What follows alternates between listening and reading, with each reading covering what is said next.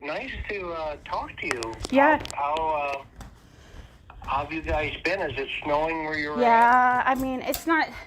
It was snowing last night, but it's not really sticking much. I mean, there's a little bit, but it's not snowing anymore right now. But we like to get out and walk, and we walk several times a day. We had something interesting. I don't know what you want to ask, Fred, because there's so much. Like, I don't know. So we'll probably just let you ask the questions because I don't know what you want to know. Sorry, there's so much. Like, my brain's scattered right now because there's so much. Like, we want to tell you.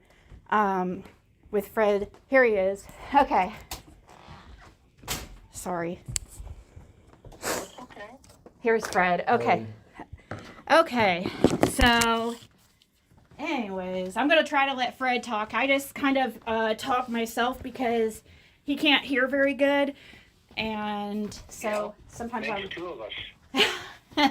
Must be that old age thing that you were talking about that I know nothing about. I'll tell you, I tell Karen all the time, man, oh man, I don't know if it's a good thing or a bad thing, but either way, it's still a thing, and we're not getting any younger, so not getting any younger. But that's for sure. Yeah, so let's just kind of walk through, seeing how this is the first time we've ever talked in 4 years, right? Yeah.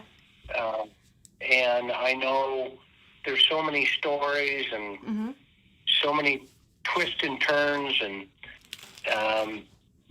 for me, it's always about, maybe a couple of days before Summer went dead. Yeah, do you want him to give his timeline of what happened at that time, like what he witnessed and around on the 15th? Yeah. And what? Yeah, and then as we go along, if I come up with some ideas and questions, then we can circle back to it, or we can stop, whatever you feel comfortable. I'm pretty easy, to be honest with you, okay? Sounds good. Go ahead. Oh, okay, so Fred, I mean, like and Fred, can you hear me okay? Yes. Yeah, it sounds like the two of us can't hear very well. Yeah, it's... Can you hear him okay? Yeah, he's fine. Okay, I know he's quiet talking, but... So tell me a little bit about, first of all, I want to get to know you guys. Tell me a little bit about, you grew up there in Tennessee in Rogersville, or how's that all unfold? Yeah, I was raised and born on Ben Hill Road. That's his grandfather. That's my grandfather that bought that in 43, I think it was, and then I was raised... That's Ben Hill, right? Yeah, Ben Hill. Mm. And then I was raised pretty much my whole life on Ben Hill Road. Got it. Andy, did you go... Sorry, I just feel like he forgets so much stuff. I was going to tell him how you're related to. You know what? We'll just have a chat, and if he forgets stuff, then we'll come back. Okay, go ahead. Yeah, don't worry. Okay. And so your grandfather owned that property up there? Yes, that where Ed Redmond owns now. Right. Did you go to school there in Rogersville? Yes, I went to Rogersville. I went to Kepler, and then to Rogersville Middle, and then to Cherokee High School, and then the last couple months of Cherokee High School, they transferred me to volunteer. Yeah. And they named that after the volunteer state, you think? I'm not for sure what they named it after, to be honest. So your family has pretty much been in that area for a very, very long time. Would that be accurate? Yes. Yeah. Yeah, my dad. Brothers, sisters? Yeah, I've got two older sisters. One who we think could be involved, but anyways, that might come out later. Yeah. Also, he's related to Andy Bernard. Tell him all that you're... Andy is related to me through my dad's side. And... Yeah. And what's that connection? brother? His grandmother is my dad's sister. Okay, got it. So your father, his grandmother are brothers and sisters. And so that makes him, what, a second cousin, first cousin? Second, I think it is. Yeah.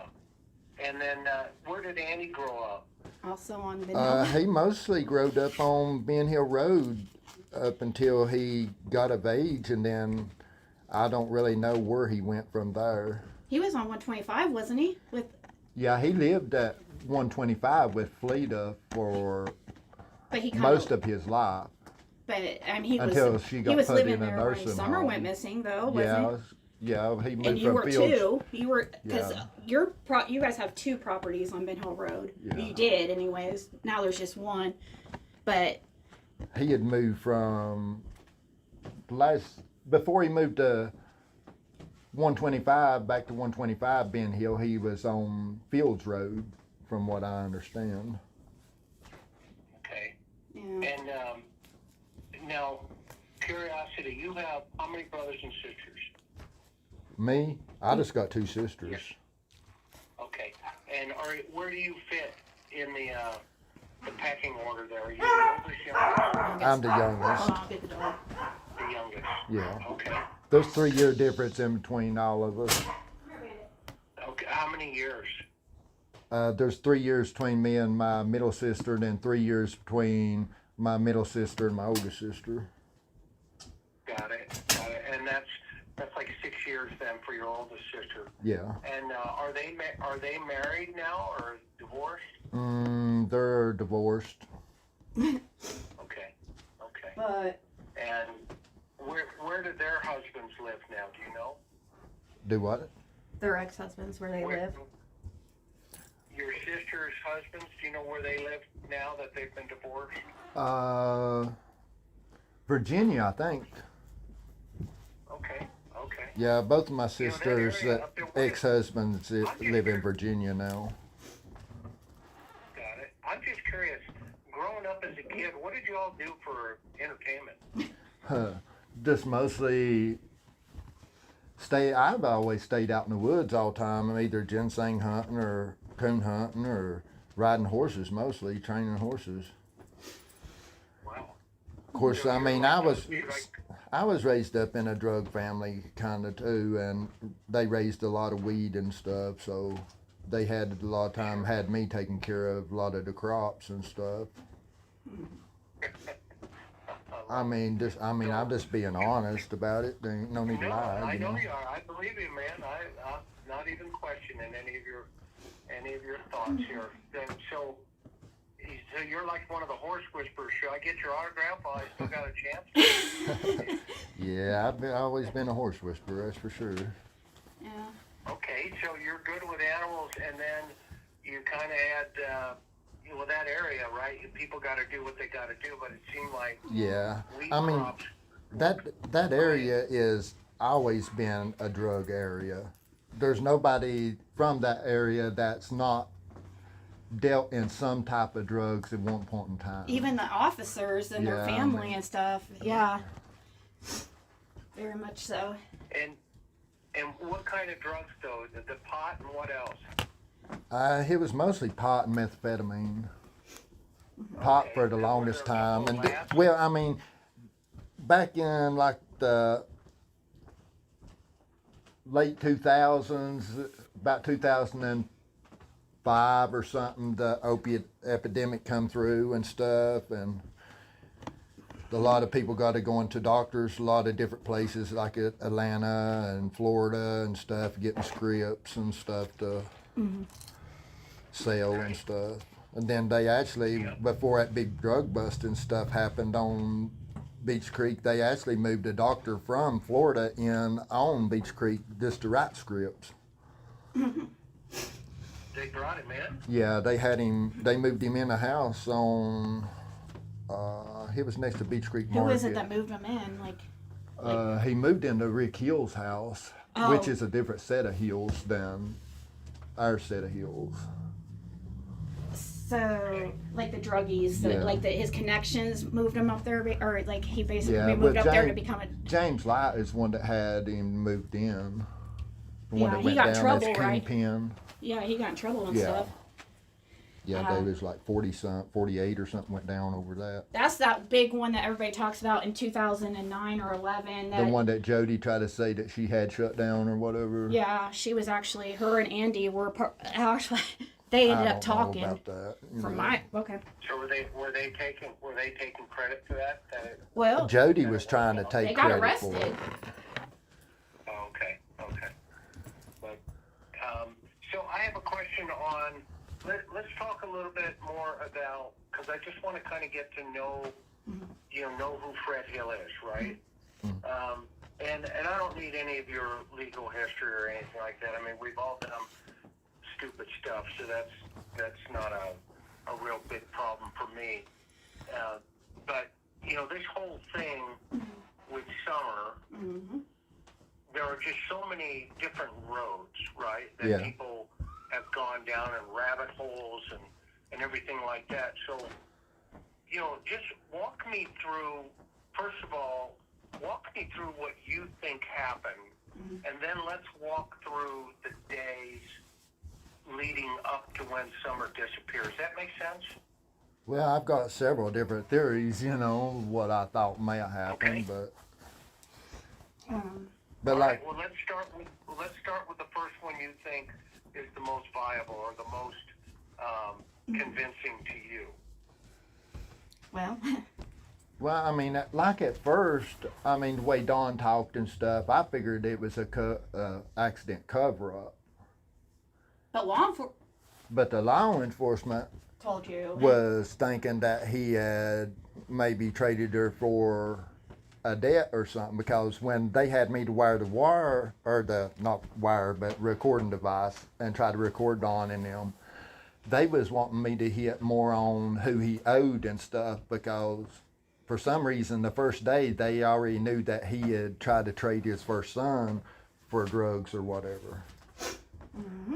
They knew before Mary Is that came out. Jody? Huh? Oh, Waylon, Jody, which one? What? Which son was it that he was supposedly supposed? Oh, it was when he was with Pam, I reckon, when that was, or something. That oldest one. The oldest son, I guess. I didn't know nothing about it till law Not enforcement Kansas. brought it up to me, So how did that come? Let me ask you, how did that conversation come about with the police? Well, About wiring or about which conversation? when they, About how you were going to wear a wire, Oh. yeah. well, they had came and, when I got home, they came immediately and searched the house and stuff. As soon as I got home, they came up there and talked to me and stuff. And then as soon as they leave, Don comes, and then he's talking about the, I'm trying to think. Resurrection. Yeah, the resurrection and stuff, and the Romans and all that, and it was just weird. And then after he leaves, they come up there and stuff, and got to talking and stuff, and then they're like, well, we done know that he's tried to trade his first son for drugs in the past. And they was so convinced that he probably, way they talked, he most likely done that again. And they asked me if I would be willing to take and go down there and try to record and try to talk to him and stuff, and to see who he may have owed or anything like that, which I agreed to. But the first day they wanted me to go down there. They just wanted me to go down there and turn the device on and stuff, and just stand around where Andy and all of them was standing around at the bottom of the driveway, just to get what people was talking about in general, to see if they could pull anything off of what the conversations that people was saying was. And what do you remember about those conversations? Oh, Lord. Well, where do you start? Well, I know it's hard to remember it all. I just know the first day I went down there, I was standing there, and it was Jody and Andy and standing there, and then their daughter come down there, and then No, that was the dream about date. the time the son come down there, he came down there to ask Jody where to hang the camera up at on the driveway. And then that's about time Don comes back in the holler and pulls up to pulls up in his driveway, and he gets out and walks up to where we're standing and stuff. And then he's handing Andy some money that's folded up. I couldn't tell how much it was or nothing. But then while he was handing Andy that money, Damien was talking to Jody about where to put the camera up, and she was telling him where to put it up on like a big pine on the right hand side of the driveway is like a third tree up or something. And then Don and Andy walks to Don's vehicle away from us where they're talking, and I couldn't get what they was saying or nothing, but I just thought it was weird that Don was worried about handing Andy money on the evening Summer went missing, you know. Yeah. And Fred, what kind of car was Don driving? He was in the red Subaru. Okay, and what kind of car was Andy? Did he have access to? That day he was at Kia. Soul. Kia Soul. What color was that? Kia Soul. Oh, the Soul? Kia? Yeah, the Kia Soul. Okay, Soul one? Yeah. Like a square. The And square. then where was Andy parked? His car was parked at the bottom of the hill where them tires was across from his driveway. Okay. Was when So was he in Don's driveway? he walked down there to Don's car when Don pulled up and walked up there and handed him that money and stuff. Him and Don walked back to like the mailbox there at Don's driveway where Don had pulled in at. When Whose driveway were you guys standing at? I was standing at bottom of Andy's driveway when I was recording, because that's where everybody was standing. Jody and Andy and just be specific. Yeah. Okay. Because that's important. And where was Candace, if you know? I never seen Candace that day. Period. On the 15th. On the 15th. Go ahead, man. He said, "Go ahead." Did you? Oh, I didn't see Candace on the 15th at all. None. Did you see her mom? No, I never seen her mom on the 15th at all. Only one I seen was Dawn and Andy and Jody and their daughter and son, which I seen Dawn that morning, like in between. Yeah, that's important. That's important. It was between 8 and 9 o'clock that morning. He was at the bottom of the driveway in the red Subaru, like going out, getting ready to go out of the holler, and he had the 3 boys with him, because the oldest son was sitting in the passenger side, and then it appeared to be the 2 younger sons in the back seat. Mm-hmm. Okay. And that was around what time do you believe? That morning, it was, I just know it was between 8 and 9 o'clock that morning. I don't know a Pacific time on it. That's fine. Where did you see him from? Were you up at your property? Or No, I I was traveling out of the holler. I was going to go to Kingsport to the gas station, get some cigarettes that morning. And when I came out, he was at the bottom of the driveway there, like he was pulling out onto the road. Got it. Okay, that makes sense. Now, your house is above his or below his? I can't remember. It's way on past You're his at the very house. end of the holler, right? Mm-hmm. Yes, I'm second to the end. Okay, so if I were to come down Don's driveway, I have to turn right to go up to your house. Mm-hmm. Yes. Okay, so you're coming down the hill, and he's at the bottom of his driveway. Yes.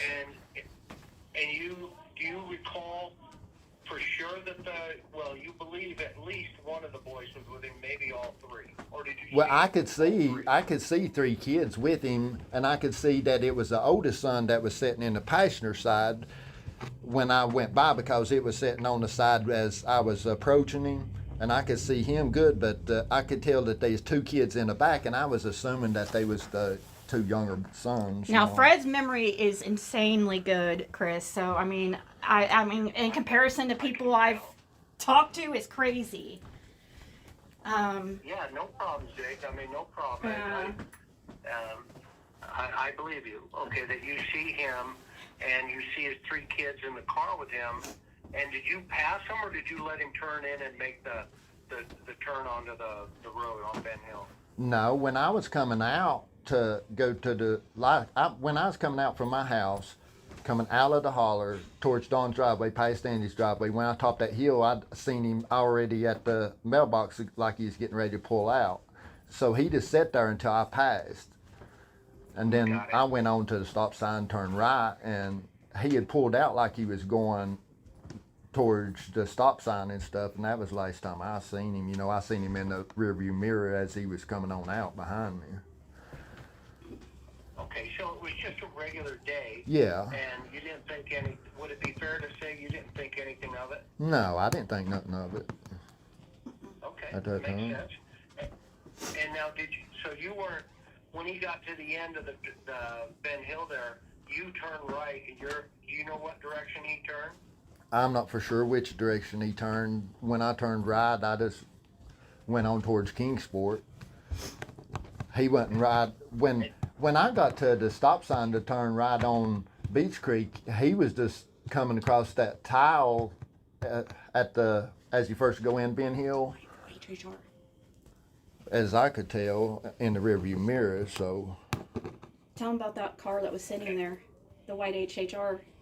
Oh, the white HHR that sat there from on the 13th and the 15th. Yeah, and I mean, we'll get to that in a minute. Okay. Sorry, I'm getting ahead of myself. I'm like, I don't want to miss anything. That's okay, Jack. That's okay. Okay, so you go get some cigarettes. You're not sure where he was. What time do you think you got back, maybe? Approximate. No, you don't, it doesn't have to be perfect, you know what I mean? I probably got back probably 10:30 or 11, something other that day. Okay, so you were out for a little while. Did you do Yeah. anything else other than get the cigarettes? I had stopped at a drug house and delivered something. Okay, so you were out doing business as well. Yeah. Fair enough. And then, so you get back about 10:30, maybe 11. It doesn't have to be specific exactly. Yeah. But just out of curiosity, up there in the holler, are there meth labs as well? Are there cookers up there? No, not as I know of. Okay. There so was a boy it's that basically- Do you? There was a boy that you? was hanging out on Ben Hill around that time that does cook some meth that was hiding out from law enforcement. Okay. And Well, he's that stuff. sounds like one place to do it, man. Well, Yeah. You know, He's up came there- up in it. there. he's came up. But in as far the- as me, I've never cooked meth or nothing. I bought it too cheap to ever consider even making it. Yeah, that's pretty dangerous to make that stuff too. You know, Yeah. if something goes sideways, the whole lab can blow up. Yeah. You know, and that's never a good thing. And plus, it ruins a lot of bathtubs too, right? Okay, so you get back maybe 10:30, 11. Then what do you remember? I was trying to take and move some junk vehicles from like the top of the hill down to the bottom of the hill, trying to get some ready to load and Was that stuff. 165 or 207? That was at 207. Because you have two properties. Make Yeah, sure he knows that. yeah, that was at 207. That's at the farthest part of the holler before you get to the dead end. But I was trying to move some vehicles around and get them ready and stuff. I was going to try to haul some off that day, and then I decided I was going to take and go down to the 165 and 167 property, which is the same property. That's my dad's place. And I had a old Escort sitting along the road there that I was going to try to load first and take on off. But before I leave 207, there's a blue GMC Canyon that came in with dark tinted windows, and it went up to Ed Redmond's. That's the next drop, as far as you can go in the holler before the gate. And he turned around, and then he pulled back in between 207 and his driveway, and kept setting and setting and setting. And I'm like waiting on him to come on out, so he didn't come on out. So when I come on out of the holler, here's a funny looking blue, kind of an aqua blue Nissan car that was coming in, that had, it was a young girl in it that had Mississippi tag on it.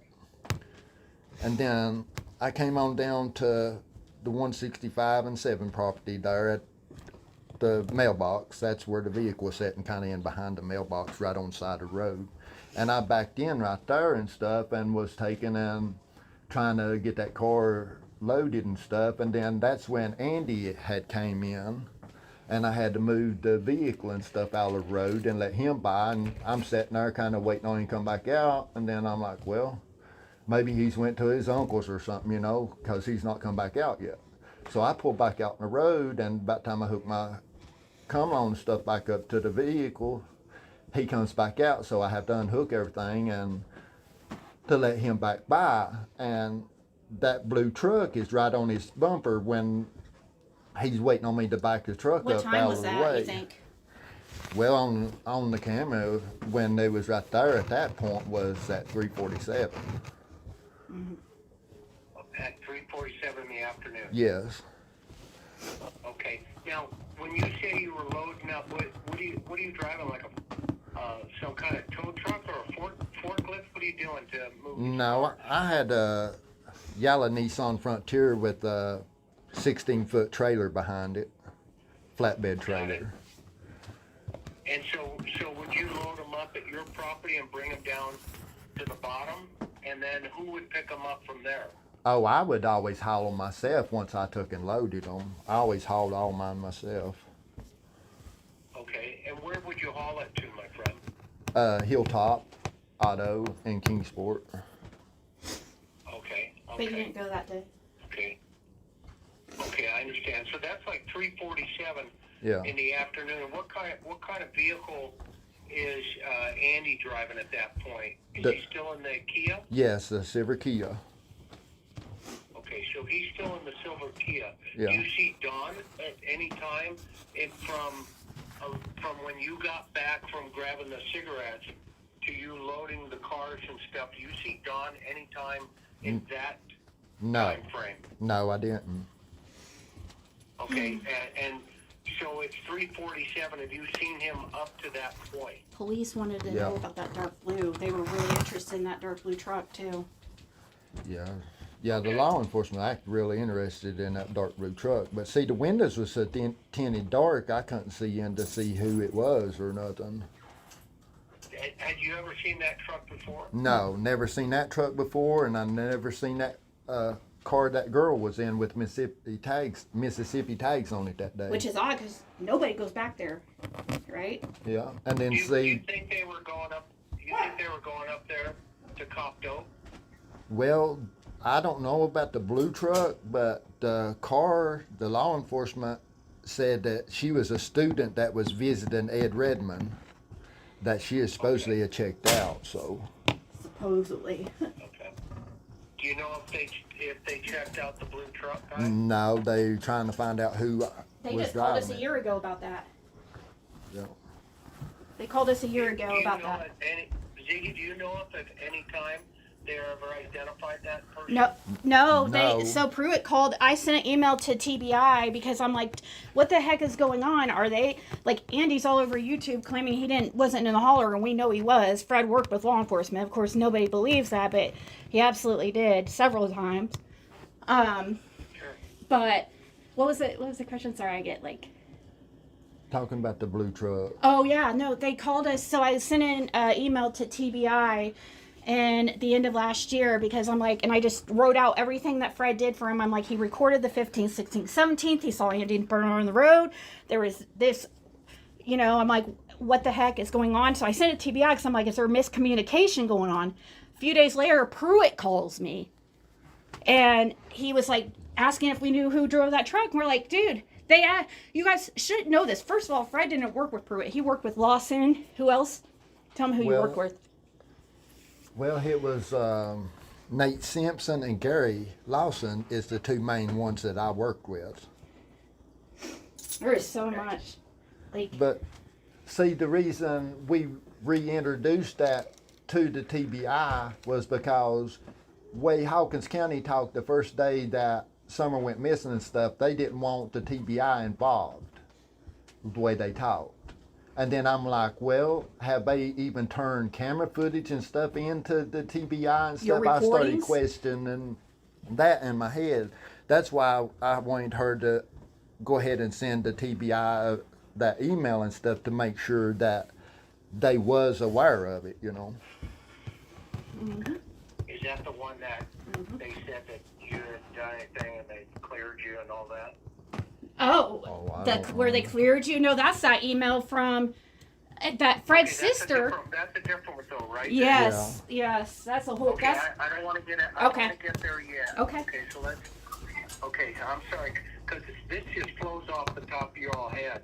Yeah. You know, you guys have lived this, and you know, I think it's important if we all kind of. I mean, I know you understand. Yeah, for I sure. understand where you're coming from, so I think it's important if we just kind of, you know, eat this elephant one bite at a time. Yeah, right? it might take several calls because I mean it's several. I mean, he's worked with them a few times, like not just in. You know, the way because you got all this knowledge in your head. Well, he worked with them more than just that.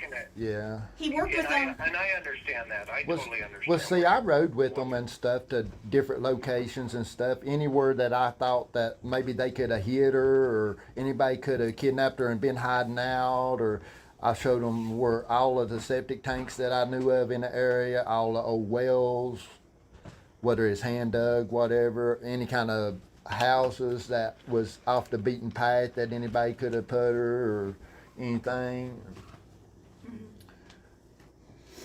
And you walked with the authorities and showed them all this stuff? Yes. Well, rode with them. Well, I rode with them, then we walked a lot of it, yes. Okay, got it, fair enough. And so let's go to the day before Summer went missing. Was there anything unusual about that day on the 14th? Well, I slept all day that day. Didn't even leave the holler. I didn't even know nothing about Jackie Dobbs even being in the holler or nothing on the 14th. Okay. And who's Jackie Dobbs? He was supposedly the one that bought that property across from Don's driveway. Oh, yeah. Okay, I remember him. The one that supposedly Jody and Andy and them run off on the 14th. Mm-hmm. Got it. And he's the one that had the van or the car up there. He bought the property and they didn't want him up there, right? Yeah, something like that, yeah. Isn't that the one that Jody Sue complained about on a YouTube channel one time? Oh. Yeah. Yeah, that's the same one that they supposed to have been looking for on the night of the 14th or whatever, riding around looking for or whatever.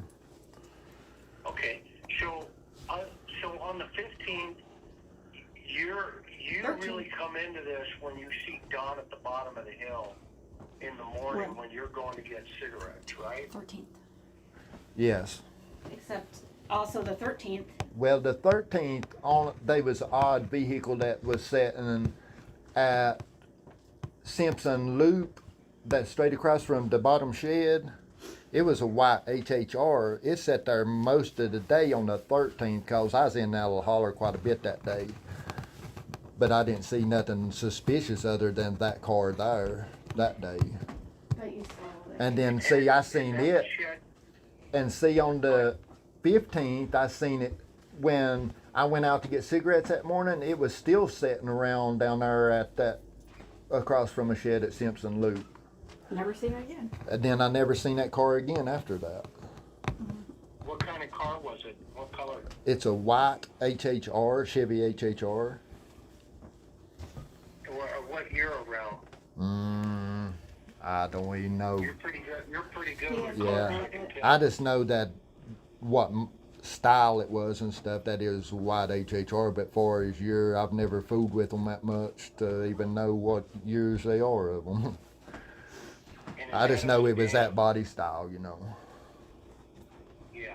Is that a sedan, 4-door, 2-door? It appeared to be like a 4-door,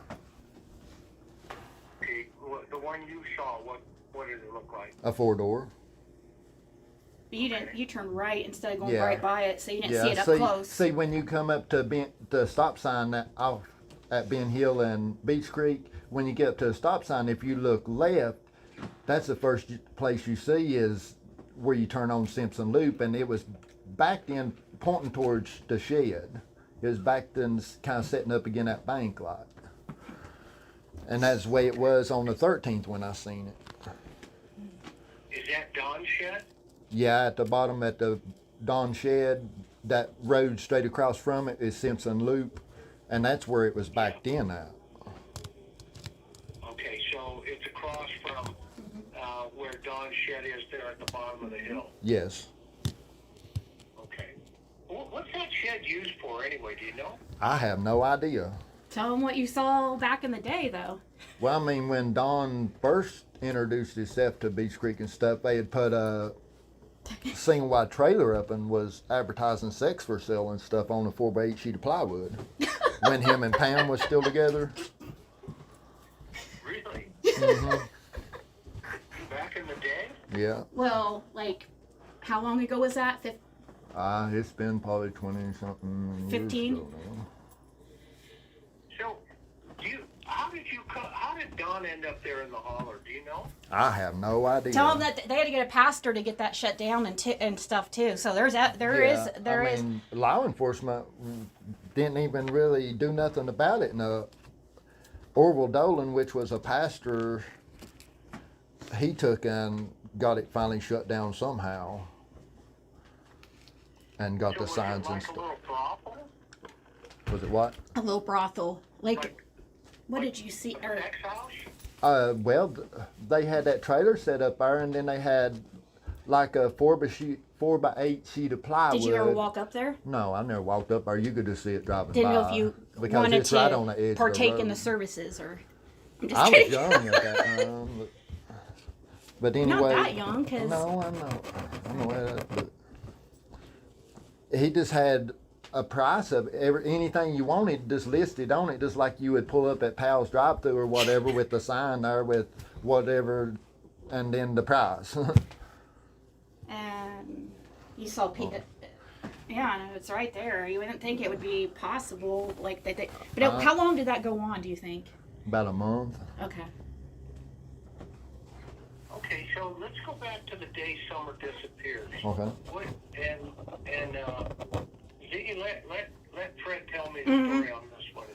Are you okay with that? Yeah, I'm gonna stay quiet. I want you to hear it from his words, so I'm trying. Yes, ma'am. No problem.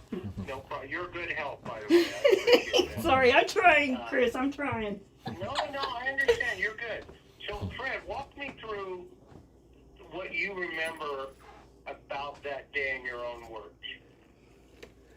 And take me up to when the police show up. Just kind of like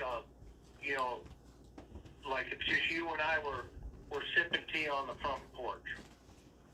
Well, I mean, overall, I mean, it seemed to be a pretty normal day until I came back, and the holler was shut down and stuff. I mean, like that truck and stuff, I had never seen it and stuff, but other than that and that car, and of course they had all them tree trimmers in there that day and stuff too, but overall it seemed like just about a normal day, really. Okay. And so you said when you got back, the holler was shut down. Yeah. Was she already missing? Yes. Okay, so what time did you leave again? Okay, that's what I was going to get back to. After Andy and stuff, I moved the truck and stuff for Andy and stuff, then it's almost too late for me to even, if I even had a vehicle loaded, that I would be pushing it to make it to the crusher at time. So I decided just to take and unhook a trailer and stuff. And then we leave out of the holler to go towards Kingsport. When I leave out, I go actually to Light Holler, which is in Sullivan County. I go to the dead end to Glenda Heads. I was going to try to use their Wi-Fi and stuff, and they went home, so I came back out of Light Holler. And when I get to the stop sign on Light Holler and Beach Creek, I turn right, and there's a motorcycle broke down right there, the next driveway on the left. Well, I thought I recognized one of the boys that was standing there working on it, and I pulled over and asked if they need help. And he wasn't the boy I thought it was, but he's like, well, it'd be nice if I could find somebody with a trailer to haul it for me. I'm like, well, just give me a minute and I'll go back to Ben Hill and hook up, and I'll be back in a minute. Well, between that from there to Ben Hill and stuff, I don't see nobody. I mean, other than a couple tree trimmers that's still hanging around. But when I get back in out there where that motorcycle's at, he's talking about he had recovered that bike. He was supposedly was stolen and stuff, and it was his bike, and he finally found it. Well, I asked him where he wanted me to take it to, and he said Molnex Drive, and I couldn't figure out where Molnex Drive was. I told him, I said, well, I don't really know where Molnex Drive is. He said, well, you could just take it west side in.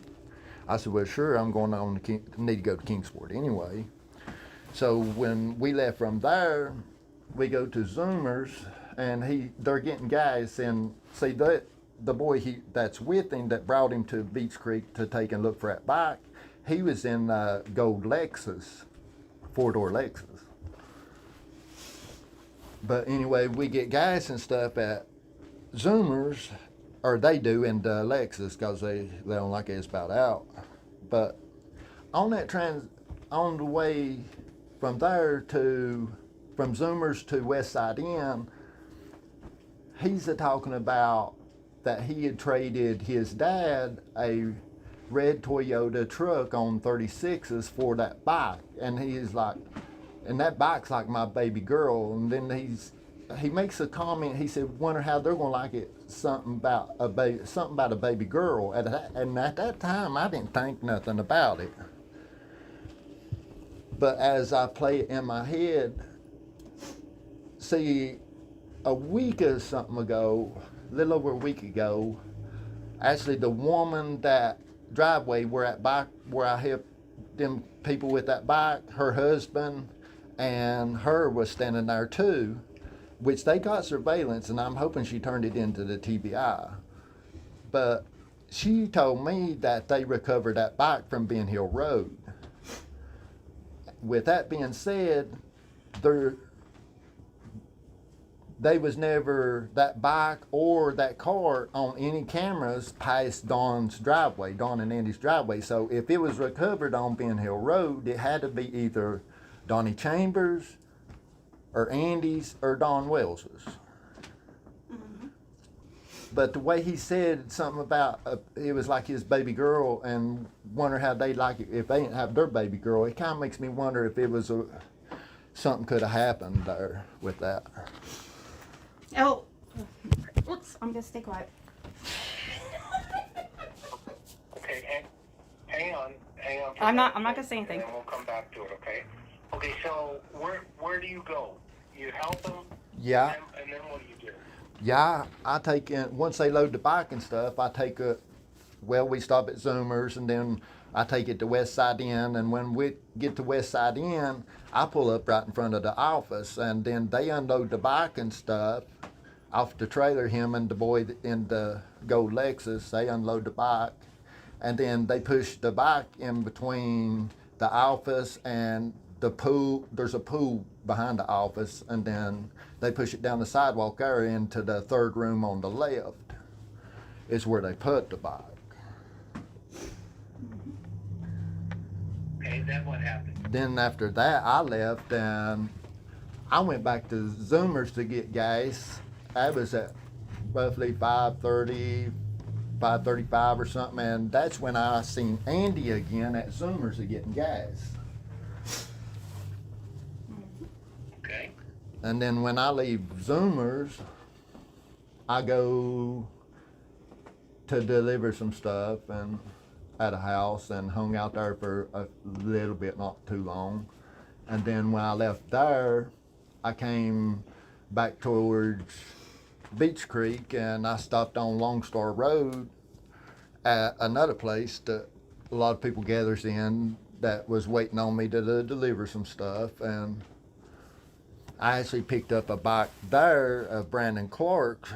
He took in, was wanting me to take in, work on a bike for him. And I said, well, since I've got the trailer here, just go ahead and load it. And then they loaded it and stuff. And then when I left there, I came on towards Ben Hill. I come down Long Star and turned on Beach Creek. And then about half a mile before I get to Ben Hill, there's some people flags me down at a house there, which is Mendenhall and Conk's house. Anyway, they flagged me down and tell me that there's a little girl missing, but they didn't say whose little girl or whatever. They said they had Ben Hill shut down. They told me if I had any dope on me or whatever, I might or be careful. And then when I took and pull out from there, I pull up to Ben Hill Road, and I'm having to sit out on Beach Creek before they would, because the way it was when, at that time it was done shut down because she was done missing, and they had vehicles everywhere. The whole holler was packed full of vehicles up through there. But the first person that came up and talked to me when I was sitting there, when I first pulled up to Ben Hill Road, George Bernard come up to me and talked to me for a minute. He said he thought it was my daughter that went missing and stuff, and I hadn't seen George on Ben Hill Road since he had got married and moved off from 125. Which is Okay. And then they finally took and opened the road up a little bit, and I pulled onto Ben Hill Road, and I actually pulled over into that little grassy spot as you turn onto Ben Hill Road to your right, and I was just going to park the vehicle right there and just walk on in because I figured I couldn't get on in because there were so many vehicles and stuff in there. But when I pulled over there and stuff and started taking and getting my, I'd stopped and got picked up some drinks while I was at Zoomers, so I was getting them out of the back and stuff, and there's an officer walked up. He said, we're opening the road up so you can get on in. He said, ain't no need to try to carry that stuff in. I said, well, okay. And at that time, they already got 3 dogs out there searching and stuff. When I pulled up, was back in the trailer and stuff over in the edge of that little old grassy spot on the right-hand side of Ben Hill Road as you turn on to Ben Hill Road there. They've got a dog in the road, like where the first creek is there as you go in Ben Hill. They had a dog walking it back and forward from Dawn's driveway to that tile. And then they had a dog below the tile in the creek going up down the creek. And then they had another dog above the tile going up down the creek when I got there. So they had 3. They were working 3 dogs. Yeah, they was working 3 dogs at that time. Okay. Did you see anybody you recognized? No, not really. Okay. Then what? Go ahead. Then what happened?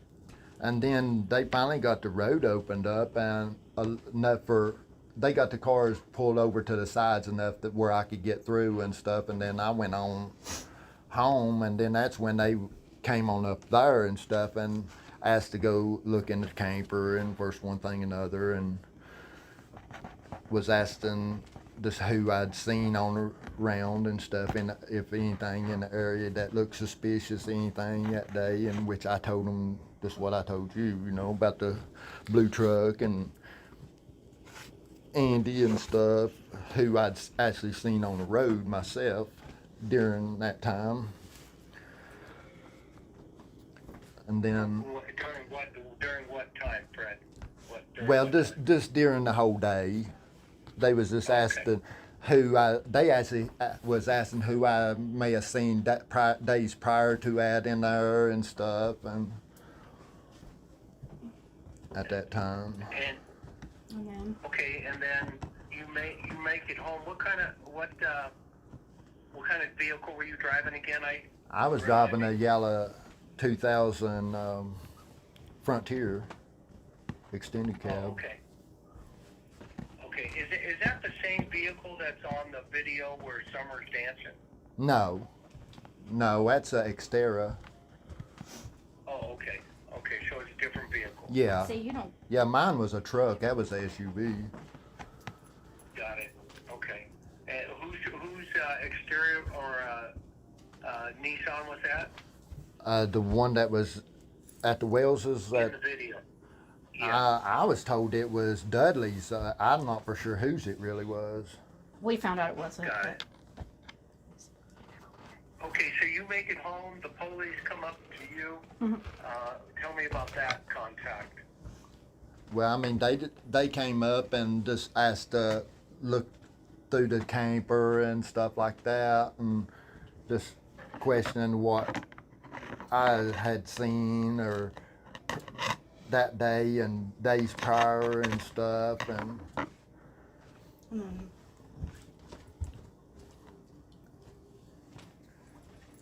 And was there anything?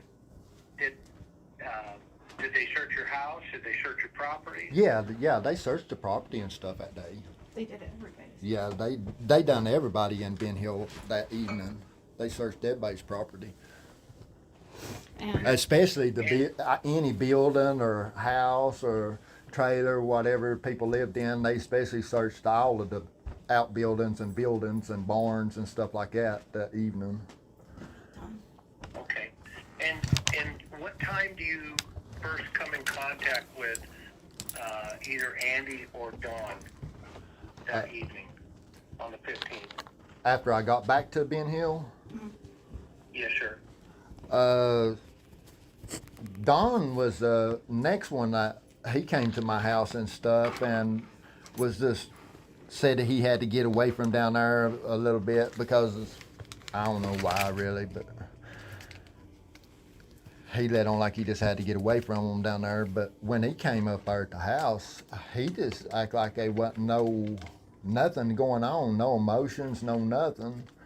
But only thing he would say, he'd talk about the Romans and stuff all of a sudden, being all religious and talking about at least he'll see her during the resurrection, but never the first time say, oh, I wish I knew where she was at. I wish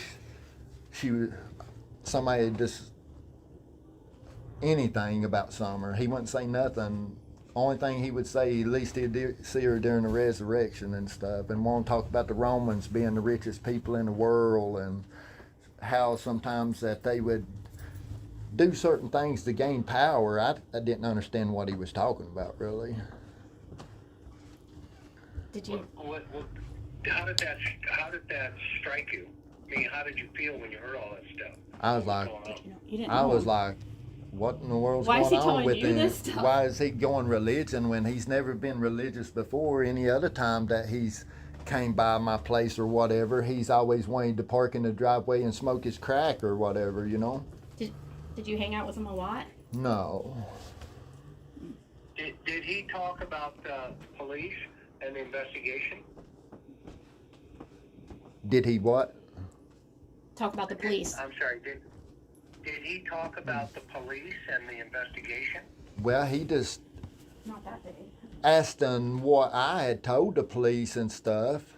Asked if he was pretty much questioning me, asking me pretty much what I had seen, what I had told the police, and then even after that, he would come seemed like a few hours and asked them if I thought anything else that I had told the police or whatever, and it was almost like he was trying to figure out what I knew or maybe had seen, just trying to pump me for information.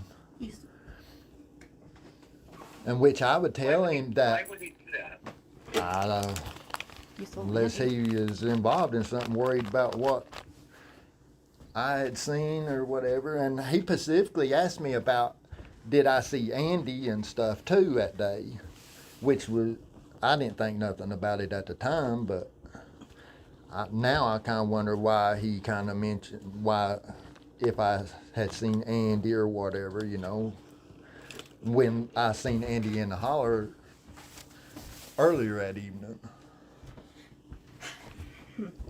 Weird. And what did you tell him? Yeah, I told him, I said, yeah, I seen Andy and stuff. He came in, you know, and went back out. And did you tell him you saw him that morning? No, I didn't say nothing about seeing him to him that morning. To Dawn, I didn't say nothing about it. And what time do you think was the latest time he left your house that evening? Because you said he came in like a couple different hours. Oh, after I got home and stuff and they was done searching for Summer, he probably come maybe 10, 15 times that whole night. God. I mean, he was just non-stop coming back. He'd leave for a few hours, then he'd be back. And then he'd hang around for like 10, 15 minutes, then he'd be gone back down there. Was he high? He appeared to be probably drinking. Okay. Was he walking or driving? He was driving a red Subaru every time. That's what he Pull started. up in the red Subaru. Huh? So he would pull up in the red Subaru. Yes. Do you know where his work truck was? No, I don't. No, I don't. And was Candace with him at any point? Not as I seen. I never seen Candace at all that day, or Grandis. Okay, so Oh. neither of them were with him. No. And okay, have you known Don for quite some time? It sounds like at least 20 years. Yeah, I've known of him, but far as really associating with him that much, probably talked to him maybe 15 times before Summer went missing, and the whole time he's lived down there. What's his reputation? Well, I mean, down there, nobody really talks about Dawn or nothing beforehand, you know. Before Summer went missing, it was, nobody had nothing bad to say or nothing about But you him didn't or hang out nothing. with it. Well, That I hang around, you know. Only other person that I know of that I've been at, well, two places, was Chad Arnold's at Donnie came once, and then I was at Bill Benton's once, that's what you forgot to tell him about? Oops. and they had came out there while I was there for a minute, and Don and them was talking, but nobody's really said nothing bad about Don and them in the area up until after Summers went missing. So was Don a user or was he a dealer? I would say more of a user,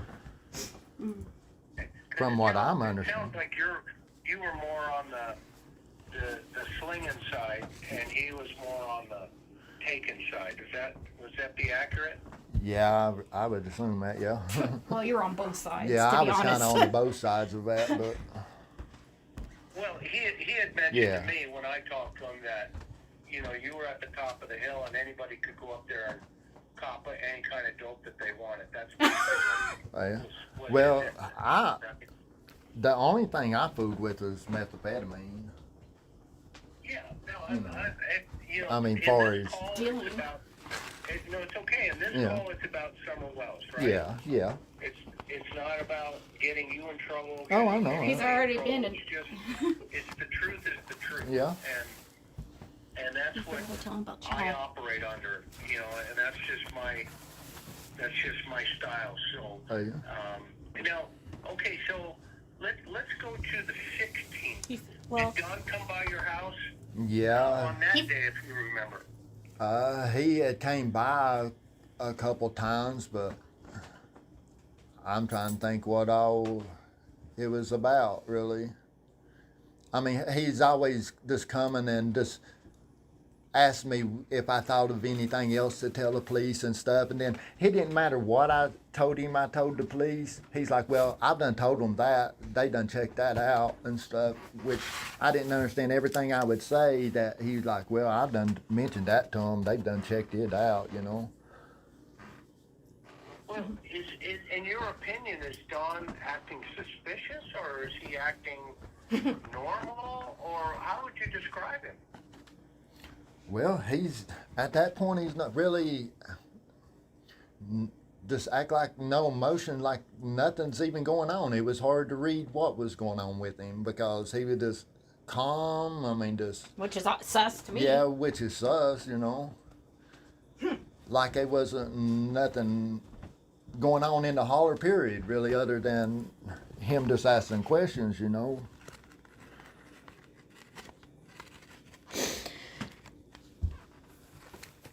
But Did anybody else come by, like Andy or Jody Shue? to my house after someone went missing, no. Hey, you. But now Chad Arnold he was there, had came by. He must have come by when I was gone to try to haul that motorcycle for that boy, and then he's the one that seen Candace and stuff, and they're on camera too. It showed Chad pulling in, and then it showed Candace pulling in after that, a little like 5 or 10 minutes after he had pulled in. And but see, I didn't even know. How do you know this? How do you know this information? Because it was on camera. And Did you See, see the camera? Yeah, it was my camera that caught him on it. See, I didn't even know. Oh, I see. See, I didn't even know police showed he you had too. been there or Candace had been there until the police the next day, I think it was, or next morning, was showing some pictures and stuff and asking to identify certain people that was traveling on the road and stuff that day from the Thompson's camera. And then I'm like, well, I've got cameras too if you need any footage. At which I had 5 other cameras up and down the holler where I had put up just to see if law enforcement was traveling in and out because of watching me, you see. I love it. I love it. That's awesome. But I mean, that's how we found out that Chad had been at my place, was because of the footage that was on my cameras and stuff. It showed him coming in and out on Thompson's camera, but far as knowing where he went, we didn't know until we actually pulled the footage and was looking at my camera and stuff. And Was the 16th the alcohol incident? no, that was Oh, okay. So do you see Candace on that footage? yeah. It showed her getting out of the way she pulled in at the bottom of 207. You could see her get out of the driver's side, and you couldn't tell that anybody else was in a vehicle or nothing. And then she walked out of the frame of the camera, like And up my driveway. What kind of car is she driving? She was in Grandis's truck. Okay. And do you know if she was turning into her driveway, or where did you capture on films? Oh, she was pulling into the bottom of my driveway when she took and must have seen Chad there or something and stopped and was asking him about if he had seen some or something. Okay, so she was driving around. Did it look like she was looking for someone? Yeah, that was roughly 5:30 when that She was was. pretending anyways. Yeah, Okay, so that's about 5:30 in the evening. yeah, that was about the time that was on the camera that they was at my driveway. Okay, and you're at the top of the hill. I'm not there at all when No, that no, happened. no, meaning they're near your property at the top of the hill. I don't know if there's really a hill. Is there? No, I mean. Well, there's a hill well, at 165. Which property? 207. Well, I was at Yeah, 207. I'm sorry. I'm sorry.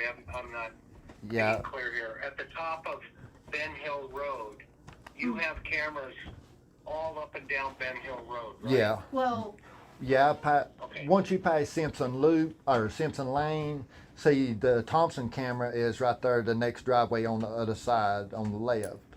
And then about every 500 feet or something up that holler, I had a camera past that. but not And near see- Dawn's. No, not near Dawn's or nothing. It was on past Dawn and Andy's and them's driveway. But see, just like Andy, when he came in and stuff that evening, he was on 3 of my cameras, but wasn't on the last 2 of my cameras, which told me that he had to turn at a certain point right there. And that was right where I'd seen that, We sure wish we had these cameras. blue Nissan Wow. car that girl was driving. There's a big turnaround spot right there. That's where he had to turn around because he wasn't on the last 2 cameras.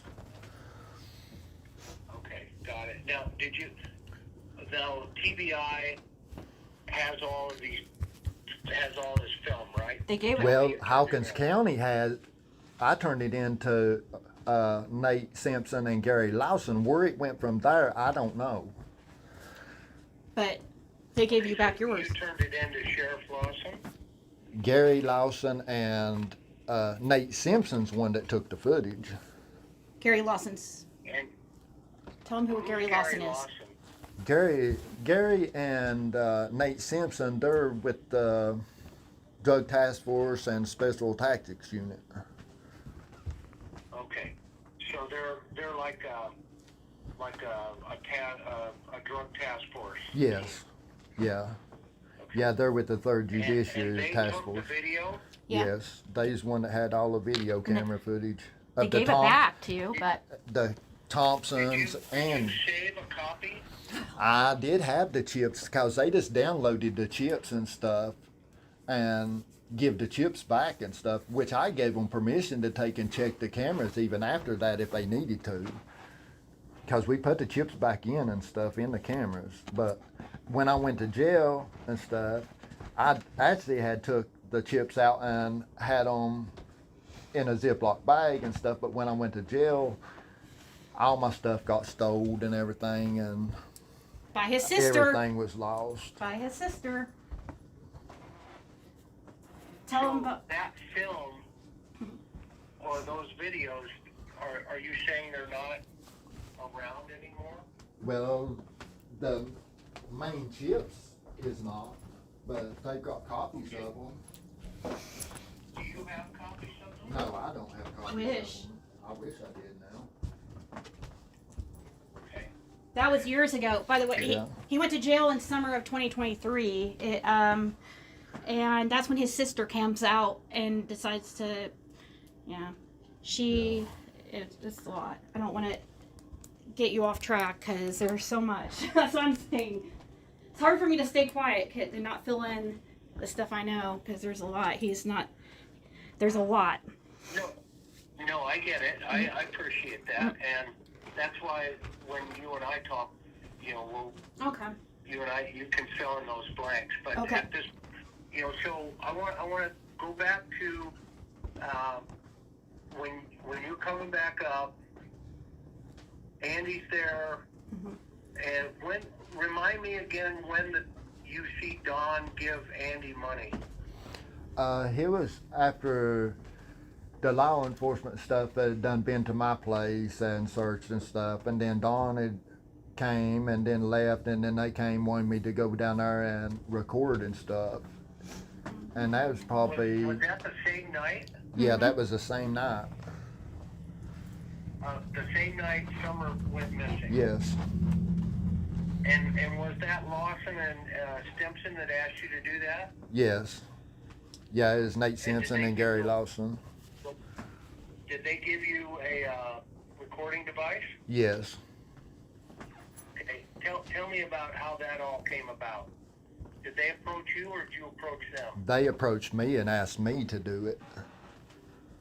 Okay. And what did they ask you to do? They just asked me to go down there and stand around the first day and just try to collect what people was talking about, And then Okay. Tell him. And did you do that? Yes, I done that. Tell him what happened And- second alcohol. How long did you do that for? Well, About how many hours? I was down there probably about an hour or something other the first evening, and then about an hour each day there.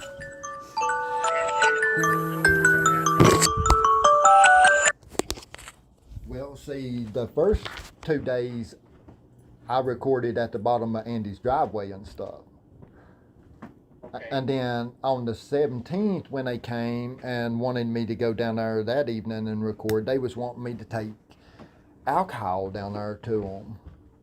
And I'm like, well, that kind of be weird, me taking alcohol to them when they done know I don't do alcohol and we've never done no kind of drugs together or nothing. Then they're like, well, we'll take it to them and give it 45 minutes before you walk down there. They was talking like, oh, they was trying to give it to them, thought it would make them talk more, I guess. But when I get Now, down, when you say give it to them, who do they want it? Who do they want you to give it to? Andy, Don, who? Don and Candace, they just said Don and Candace. Okay, Don and Candace. So Yeah. they asked you to go hang out with Don and Candace to see if You give him alcohol. they would say anything, and they wanted you to bring alcohol. Yeah.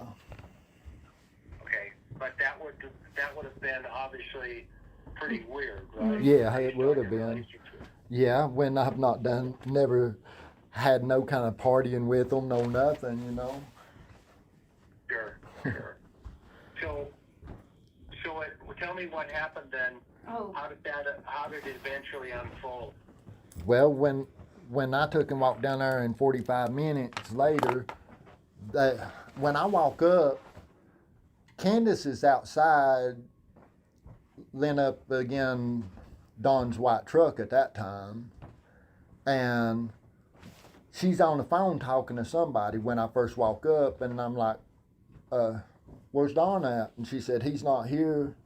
And then I just stood there a minute, she was talking to somebody on the phone, and about that time Don pulls up in the red Subaru and stuff, and as soon as he pulls up, she just walks in the house away from us. And then I'm just trying to make this short talk with Don at the minute, and then while I was standing there recording, there's like this big loud light comes over the actual recording device itself. And I'm trying to play it off like it's my phone to Don, because he's looking at me weird. And then Yes. I'm at the same time, I'm thinking I'm trying to figure out why that happened. And then I'm mad because I think the law enforcement's done something to let them know that I'm recording. So I just kind of shut it down and I told him, I said, well, I'm going to head back out here and get back to the house. And I started off of Don's driveway. When I get about halfway down, they're done coming up the driveway trying to figure out what went on, why that even happened. And that was the last I recorded anything. So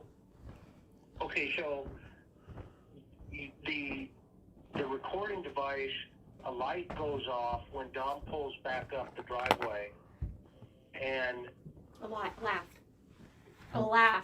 A laugh. Yeah. Like an Yeah, audible I mean, laugh, he Yeah. gets suspicious Yeah, of something.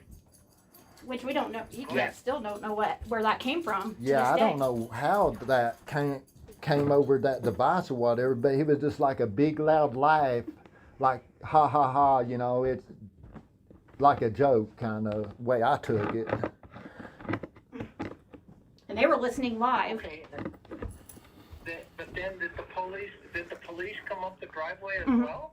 Yeah, as soon as I took in, I pretty much shut it down right then, and I told Dawn, I said, well, I'm going to take and get back up towards the house, and I'll take and talk to you later or something. And when I start off the driveway, the law enforcement's starting up the driveway, and they're trying to they thought something had happened themselves, and then we're trying to take and figure out what's going on. And then see, they was supposed to brought a new device out for me to go back and record again, but they never did, because when that happened, evidently some other officers or whatever found out about them giving Candace alcohol, and them 2 officers was barred from being back at the wells after that. Oh, so they got in trouble for giving the alcohol. Yeah, they was no longer allowed back up at 110 after that incident. And this was the same night or the second night? The 3rd night. Oh, the 3rd night. My bad. I'm sorry. I messed up. I'm gonna go pee. Okay, so this was the 3rd night. Yeah. And okay, so then you say, hey, you know, I don't know what's going on with this or whatever, and when you say you shut it down, that means you just kind of, you know, walked away and went back up to your house. Yeah. Or headed towards your house when you ran into the police on Don's driveway. Is that accurate? Yes.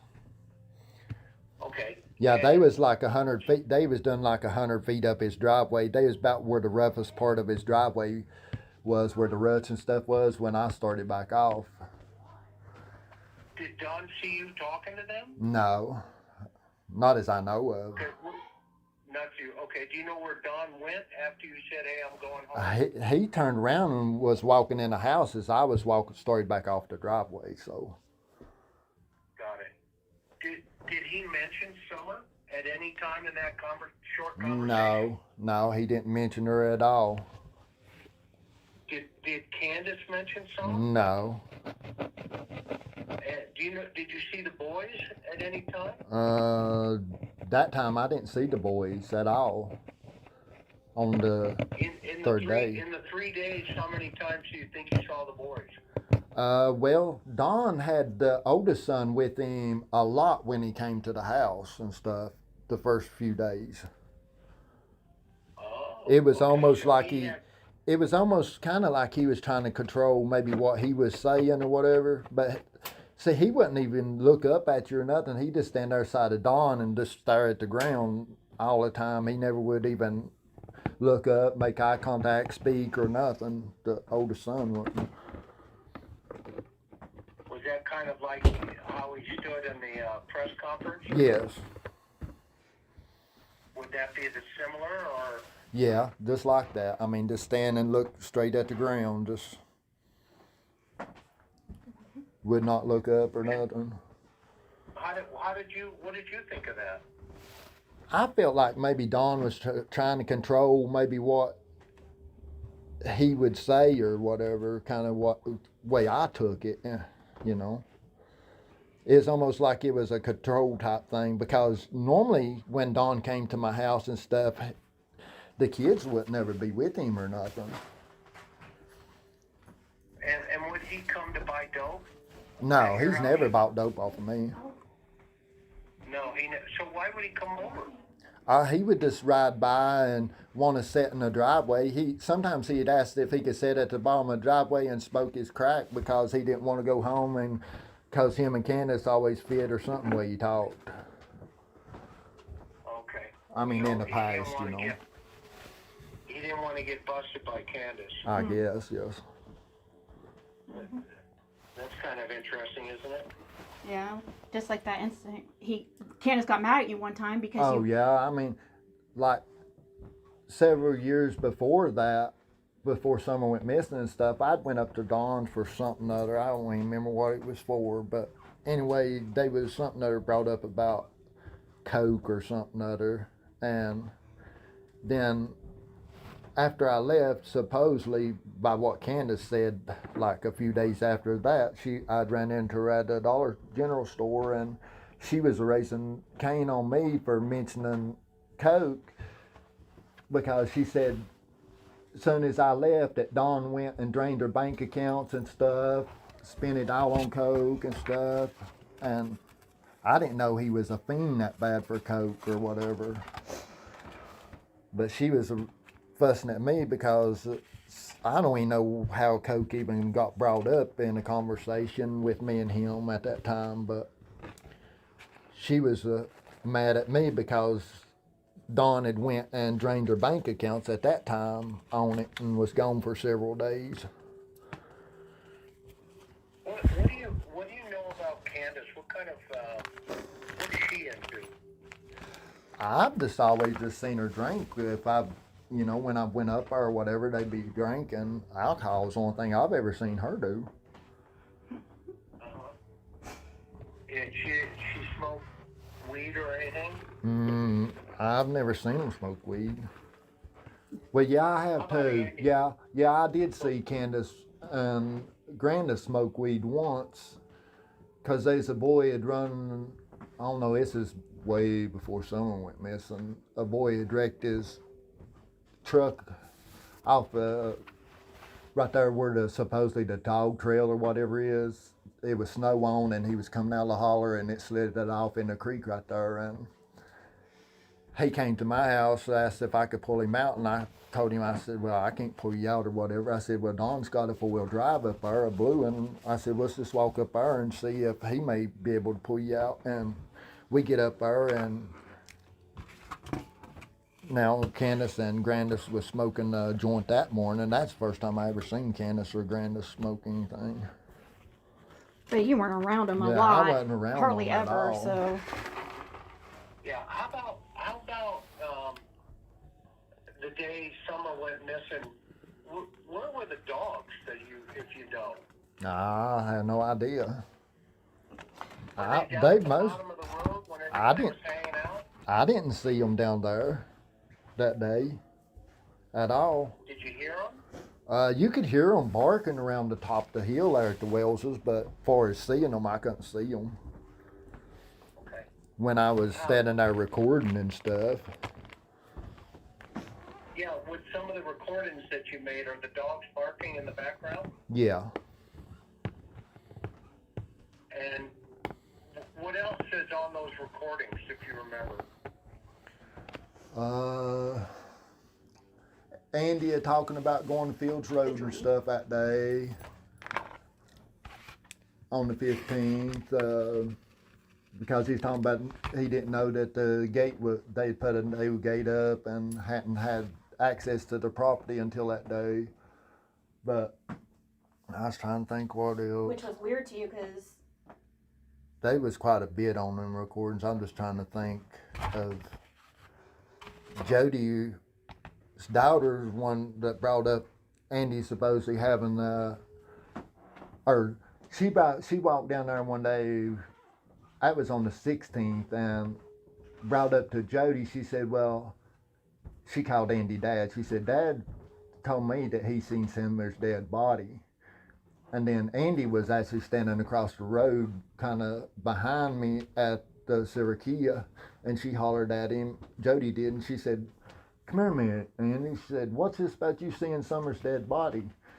Then that's when he tried to say, oh, that was just a effing dream I had and stuff. And then she's like, well, when did you see Summer alive last? And he said, well, I seen her the 14th when I was up, the night of the 14th when I was up there, but he said I didn't see her when I was over there earlier on the 15th.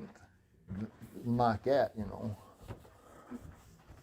I'm just trying to think what else was that stood out to me, you know. So let's jump forward for a moment then. Let's talk about the tree trimmers for a moment. Do you think they're involved? I don't think they are. Okay, how come? I mean, well, there was a lot of them in there that day. I mean, me saying that wouldn't be right for me to say, well, they're not involved, because I don't know actually who all's actually involved. But Okay. they was a lot of them in there and stuff that day, but I didn't think they was working or anything up towards the Wellses or anything that day. But So were they down at the bottom of the hill by the main drag? well, they was more on past Don and them's driveway on Simpson Lane at that time, on the 15th. Where most, Simpson's Lane, my friend? it's as you go on to Ben Hill Road and you pass Don's driveway, it's the next road on your right.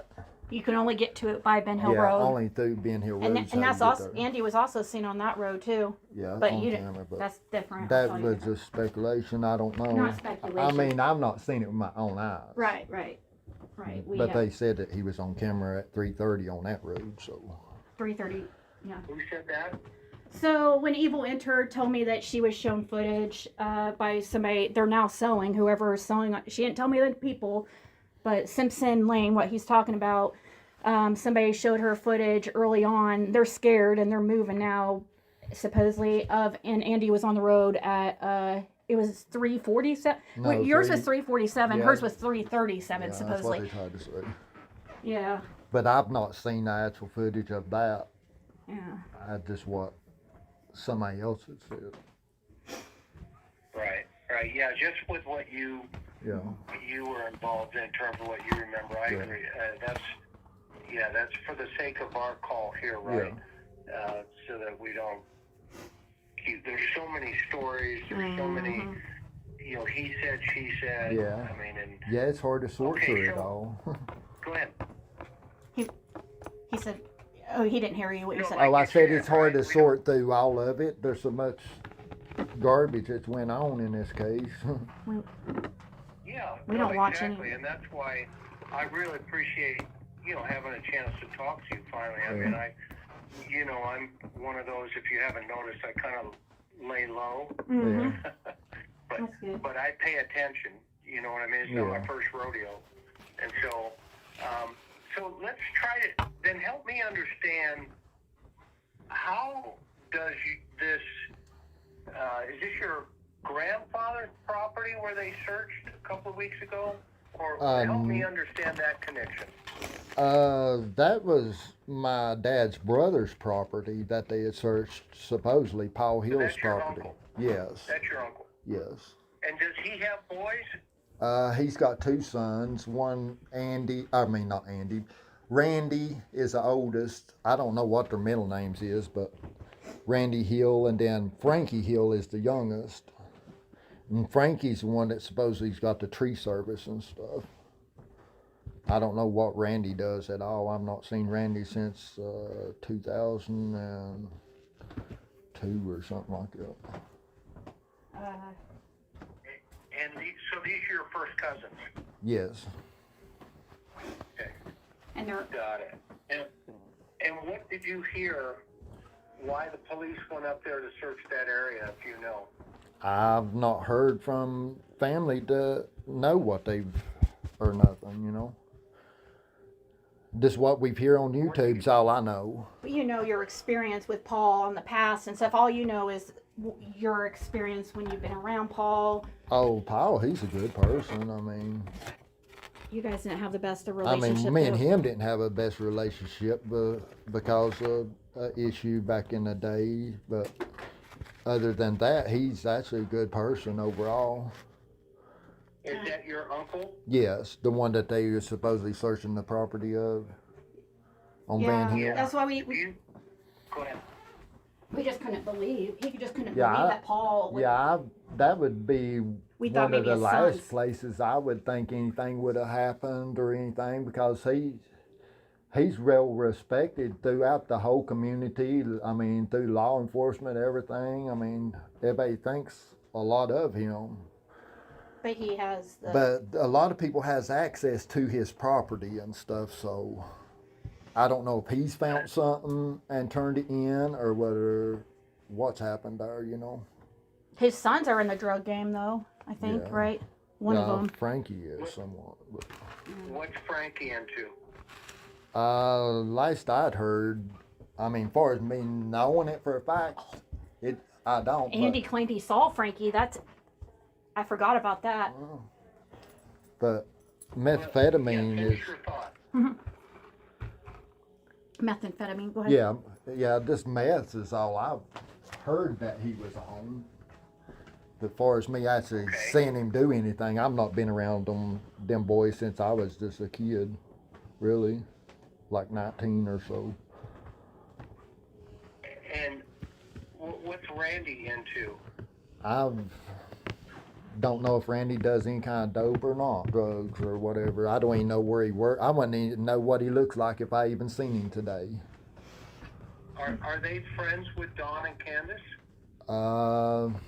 Not that I know of, but see, before the Waleses and stuff built that house up there, I'm pretty sure that they had Paul to log that off and stuff. That's the only way I could figure that they may know each other.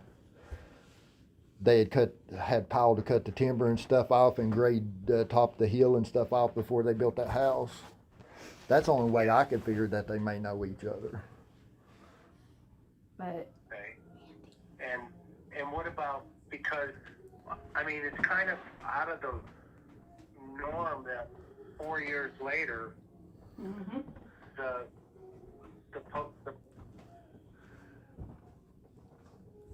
it's like 4 years later the police are searching up there on Van Hill. Yeah. Did you find that weird? Yeah, I did. I would have been one of the last places I would have thought, you know, because I never would have thought Paul or anybody there would have had anything to do with Summer at all. But I do know that Paul used to had red Tacoma with, it didn't have a ladder rack, but it had a cattle rack, like you haul animals in the back. Yes. But that was the only thing, you know. He had good connections with other people connected to the case, like Andy, like some of his son, Andy and your sister. Yeah. He did used to sell weed, but he used to be into weed stuff, he's but Paul did. Got saved and changed his life around. I think it was what, 2007 or 8, I think it was. Oh, okay. Oh yeah, that's right, 2008. But see, another thing, when I was recording too, Andy, I can't remember if it was the first day or second day, but when I was recording, Andy was talking about when they was looking for Dobbs on the night of the 14th, that he was talking about, he brought up Frankie that night. He said something about he had stopped at Frankie's when they was coming back from Greene County or Baileyton looking for Dobbs at the motel and stuff. He said he seen Frankie working on a Jeep there, and he pulled in, which where he said it was across the road from Frankie's house at a barn, which is the back corner of Paul Hill's property. And he said that he stopped there and was talking to Frankie and telling him that if he needed any Jeep parts, that he had plenty and stuff. And I don't know why he even brought that up, you know, was even talking about it. But all this made you remember that. Yeah. Because you, Chris, we didn't think we were very shocked about. Yeah, I was shocked about them even searching Baileyton or whatever. So Andy Bernard had a link to Paul Hill's property. Yeah. And there's pigs too. There is a pig. He used to have pigs there. He used to kill pigs every hogs every Thursdays, but I've not talked to him in a long time to even know if he still does it or whatever, or had been doing it. So is that a hog? Are there hogs or pigs up there? Yeah, he's always owned hogs and pigs, you know. He's killed. Andy Bernard is? Oh no, not Andy. No. Paul. I'm talking about Hill. Paul Hill. Your uncle. Yeah, where they were searching on. How about Frankie and Randy?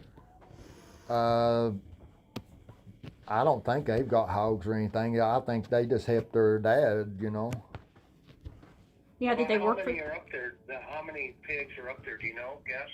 Oh, I don't even know. He'd all the time go to Kentucky and buy a bunch and bring in, and then he's always slaughtered every Thursday for as longest as I can remember. Oh wow! And what's he do? Does he sell the meat? Yes, he's got a big cooler and stuff there, and a lot of the locals and stuff that goes there and gets meat. It's tell them how they pay. I mean, if he's not there, they just put the money in a little old box there, like a lock box. And if they ain't got money, they just write down what they got and stuff. Of course, they're on camera most time, or used to was, back years ago. The honor system, basically. And see, he owns sawmill too, and cuts a lot of lumber and all that. And a lot of the locals, they'll go there to get lumber and stuff. Did his sons work for him a lot? I don't know if his sons ever worked for him. I mean, they are one's in the tree business, so. Yeah. I mean, every time I've been to Paul's, I've never seen them down there, but I ain't been to Paul's in years, so. Mm. So essentially, he's got like this little, like a little honor co-op thing where folks can come and Yeah. Mhm. Yeah, I if they mean, need food and pay for it and take it, and if they can leave a note or something, and he'll collect it later. Yeah. Would that be accurate? yes. I mean, if they come, Just like regular, Yeah. country living, right? Yeah. yeah, pretty much. I mean, but with that being said, though, that gives a lot of people access to his property that he may not be aware of and stuff. Sure. Did I ever tell you I used to live in Spring Hill? Uh-uh. Oh, really? That's nice. Spring Hill, Tennessee. You know where that's at? Not really. I do. I think I stayed there one time when I was coming. How far is that from Beach Creek or from Ben Hill? Oh man, so it's just below Franklin, Tennessee, in Williamson County. Okay, so it's. And Yeah, I don't even know where Franklin lived even there. is. Yeah, I lived there for about almost 4 years. That's a years nice ago. area. My aunt lived there in Yeah. Franklin. Yeah. Yeah. So, that's where I learned all about meat and threes. So. Okay, so what? Let me ask you. Now this is where, and Fred, I want to hear your opinion first, and then Ziggy, I want to hear Okay. yours. Okay. Mhm. Fred first. Look, a lot of people have thrown a lot of shade at you. Mhm. Okay. Would you agree? Yes. Okay. And what you have admitted to in terms of you've done your time, when you've been in trouble and et cetera, and you sound like the kind of guy that, look, I'm not going to be in the middle of this whole thing and start lying, because this is obviously, at some point they're going to solve this case. Oh yeah. Okay. And when they do, the last thing anybody wants to be on the side of, I told the authorities a bunch of lies, right? Mm. That would be kind of like Yeah. really bad, Yeah, it especially would be. in a murder case this high, or Right. this high profile. Mm-hmm. Mhm. I guess I shouldn't say murder case, but at this time, a death investigation, because I don't think someone's alive. Do you? Well, that goes into. Probably not at this point in time, but see, I collected information out of Knoxville that's a guy supposedly tried to say he knowed where Summer was and stuff. Supposed to been in a motel there at Knoxville and all that. But I turned all that information into the law enforcement. And that was when you were in the halfway house.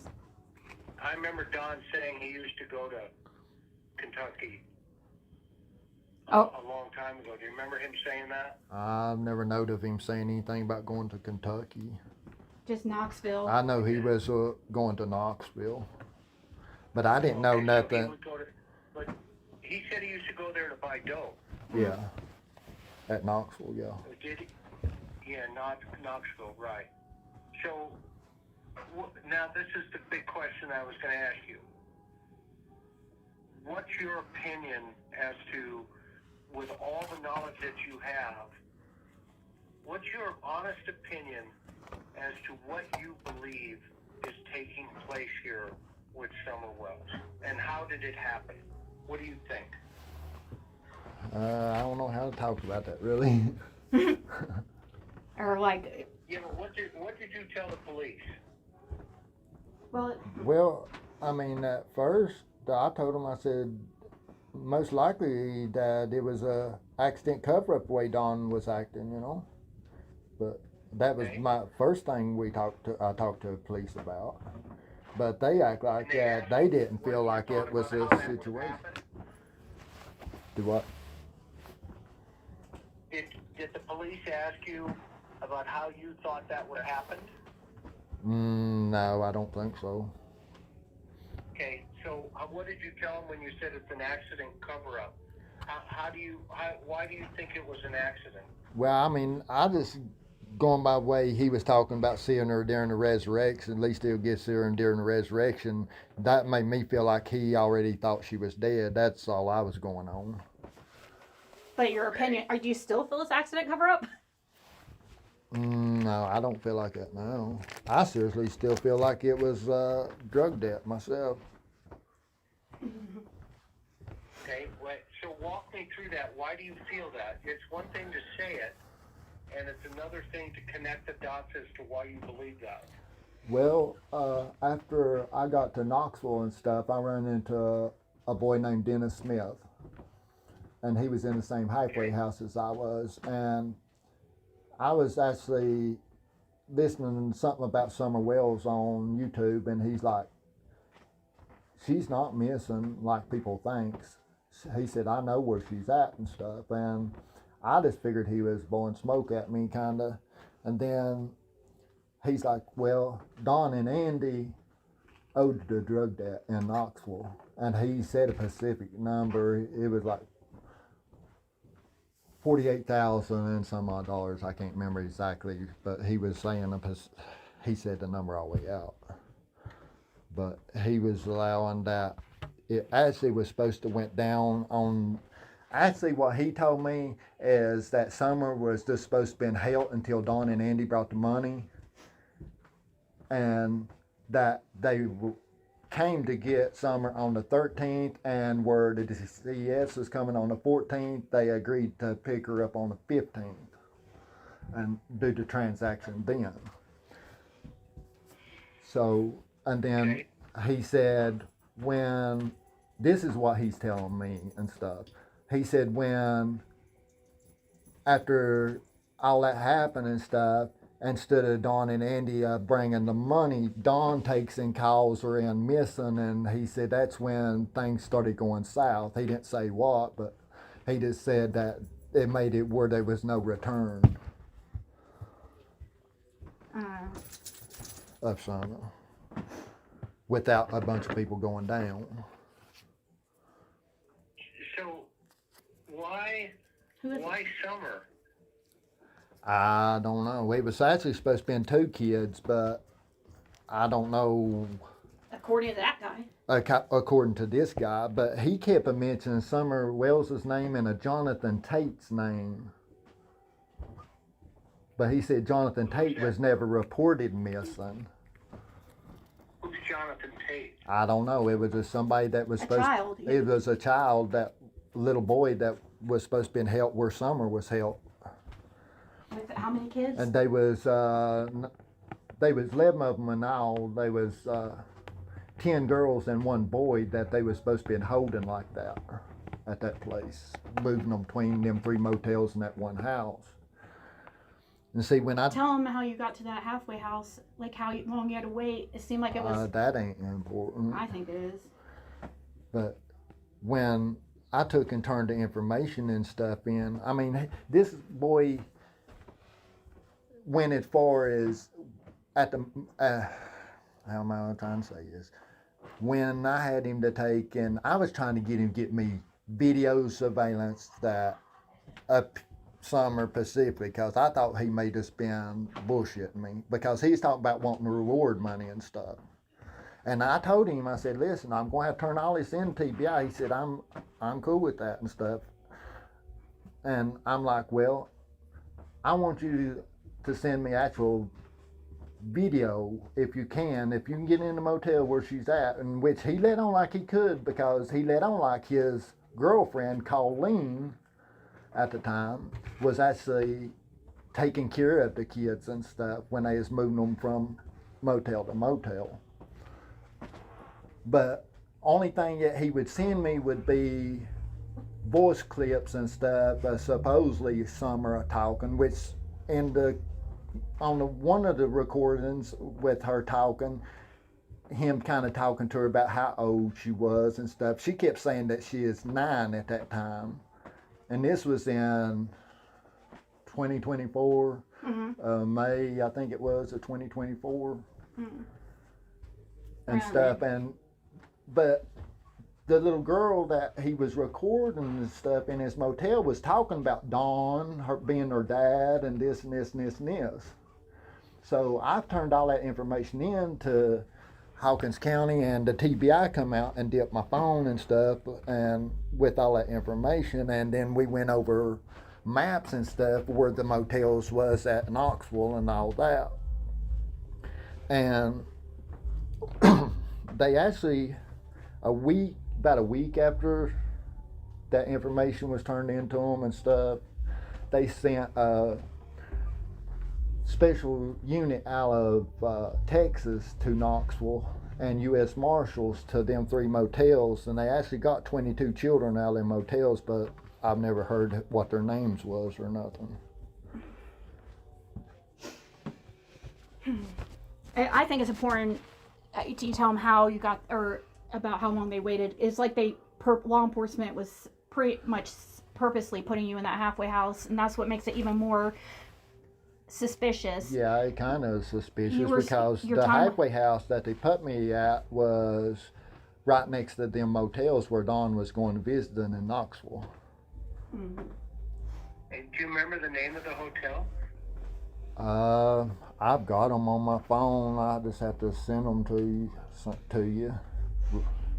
Yeah, that's fine if you wouldn't mind. I've got.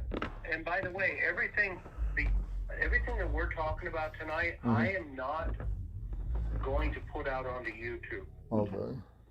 Okay. We won't either. Right now. Right. Yeah, Well, I mean, if you want to, we don't care down the line. I don't care down the line, but if you think it would help. some of it, see, I don't know what's relevant really to Summer's case and what's not, what needs to be talked about, what's not, don't need to be talked about, you know.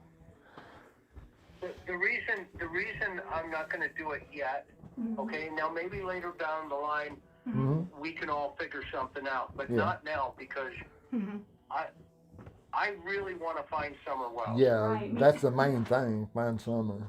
Yes. She's the main thing. It's not about anything other than that, okay?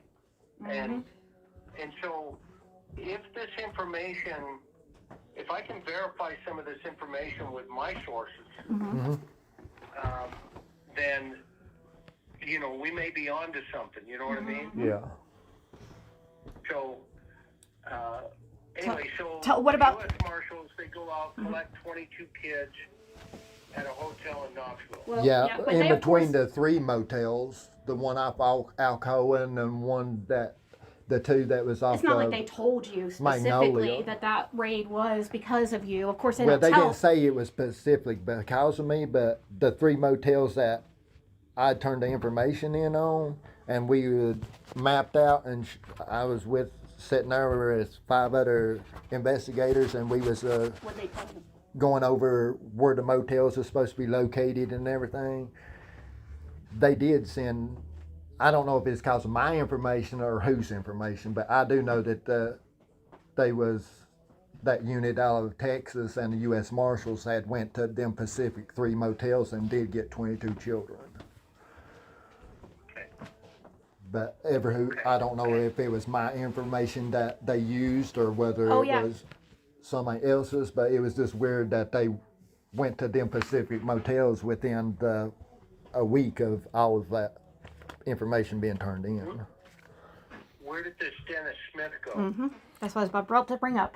Well, Dennis Smith, see, he took off from my halfway house in the mix of trying to get the rest of the information I was trying to get and stuff, and trying to get pictures and stuff of the kids and stuff, trying to get him to get me pictures, which he wouldn't ever get me pictures. He just get recordings of them talking and stuff.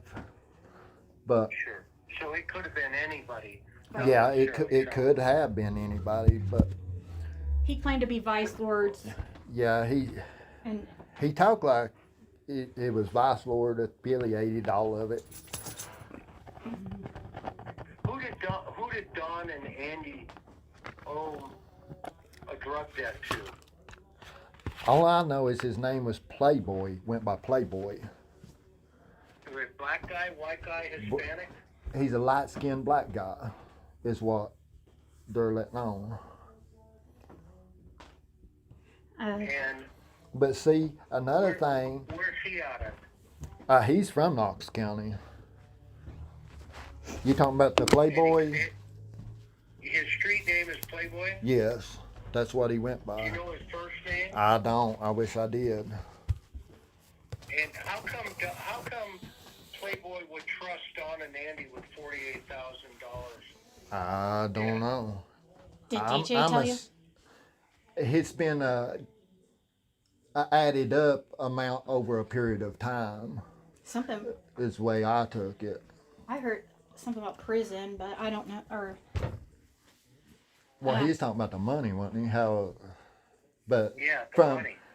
yeah. it was just. I was just saying, I from think- what I'm understanding, it was just an added up amount over a lengthy time. Well, tell them period. about that incident in August. It's will. really important. But Sorry, see, Chris. before Don called or the CPS stepped in and took the boys, Don came to my house and stuff and was wanting me to go back to Knoxville with him to negotiate a deal and stuff with his dealer, which I wouldn't go and stuff with him. At the time, I didn't know about this other situation about Dennis and stuff, about the summer situation and stuff with the other. But anyway, he was trying to get me to go to Knoxville and stuff with him to negotiate a deal the night before the boys was took or whatever by CPS. But he tried to say that he took and called the CPS he tried to tell me that he called specifically the CPS to come get the boys because they weren't safe there and stuff. But he tried to blame it on YouTube, but people from YouTube that they weren't safe because of them. But in all reality, he was trying to get me to go to Knoxville with him to negotiate a deal with his dealer within 24 hours or something, him calling for them to come get the boys, you see. Mm-hmm. It was almost like, So, it made me, he what? came to you? Yeah, he came to me. Because you were saying to him, Yeah, see, I done when because law they enforcement was told you. trying to get me to talk to Don about ever who he owed at first and stuff. When Summer first went missing, when they was wanting me to hit on him, I was like, well, hit Don if you, whatever you need to do, wherever she's at, just let me know. It don't matter how much money, whatever it can be come up with. We just need to know where she's at to deliver the money and stuff. And see, by me saying all that, I think he thought, well, maybe I would go with him that time and negotiate a deal. Oh, okay, interesting. But how does Andy, how is he part of this debt, money owed? From what all I know is I was just told they owed the debt, you know. But then I'm trying to think in my head, how, if they both owed the debt, if Don's having to take and give up one of his children, what's Andy got to do, you know?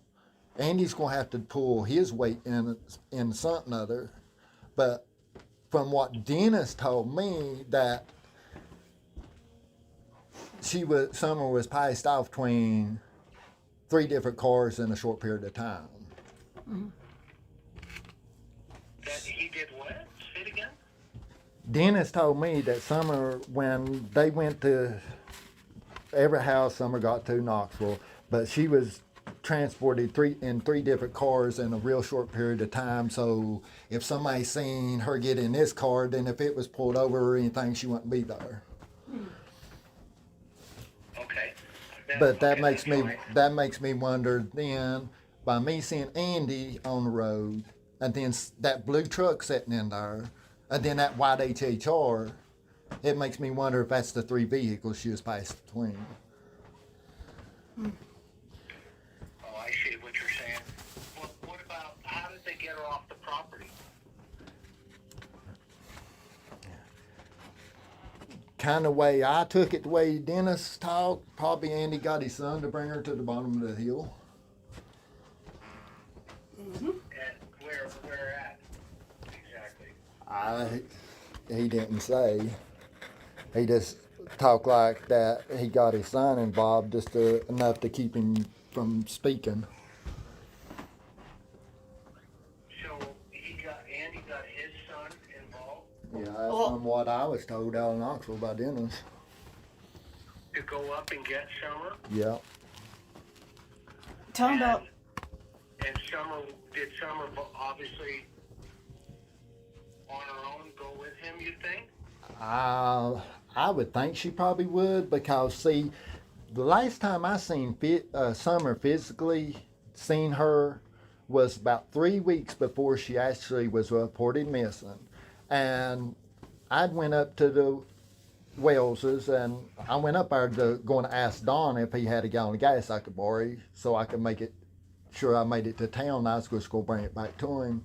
But when I pulled up, Don wasn't there or nothing, but it was odd that Damien and Summer was in a swimming pool where the red barrel was that the video was made of her dancing. Before that barrel was there was a swimming pool there. And Damien and Summer was in that swimming pool. Damien had his back kind of towards the door of the house, and they was just them two out there, and Candace came out after I pulled up. And he was just sitting. And how old is Damien? He was 19 at that time. Mm-hmm. Got it. And this is Andy and Jody Sue's son. Yes. Which you didn't know what that was even his name. Is this the boy who supposedly reported hearing the scream? Yes. The animalistic scream. Yeah. But I thought it was odd that Summer would be outside in the pool, just him and her. Of course, when I pulled up, I mean, he was just sitting with his back kind of towards the door of Dawn and Candace's upstairs, and he had his arms leaned out on the edge of the pool, just sitting there in the pool. But Summer was just jumping around in the pool on the other side of him and kind of in front of him, playing. But why, it doesn't make sense to me, why would Summer only be out there playing with him and stuff? Why wouldn't the other boys be out there playing? You would thought if he was up there playing with the kids, he would be there playing with the boys and not Summer. Mm-hmm. Right. Okay. So where does Hunter come into this? I don't know nothing about Hunter. I've never seen Hunter before YouTube, or knowed anything about Hunter before YouTube. Okay, we'll leave him out of the conversation then. So let's go back to Damien for a minute. Mm-hmm. What the day you said you come up there? What day was that again? Remind me if you remember. When I seen him in the pool, or what? Yes, sir. Yes, sir. That was about 3 weeks before she had went missing. Okay. I don't know exact date. It was roughly about 3 weeks. Okay, that's fine. And did you tell TBI all this, I hope? Yes. Okay. Mm-hmm. Are they looking at him for anything? I don't know. I've turned the information and stuff in, but as far as them really actually telling you what they're actually taking serious, they don't, you know. Yeah, no, I understand. It's kind of frustrating, isn't it? Yeah. I mean, the only thing I do know is when I turned that information in and stuff in Knoxville, with all of this that we're talking about right now, about how everything's supposed to conspire to everything down from the 13th up until she went missing, everything, it was turned in and stuff. And then the only thing I know that they did go to them motels, whether it was my information or somebody else's, which I feel like it was my information, or they went and went to them Pacific What would they tell motels. you about Pruitt, about the information? They told me when I went in to turn that information in, they're like, well, we're not even going to let it go on to Pruitt's desk, because a lot of stuff that's going to Pruitt's desk is going straight in the trash. So they called the TBI to come from Knoxville, the field office in Knoxville, up there to download everything off my phone and stuff.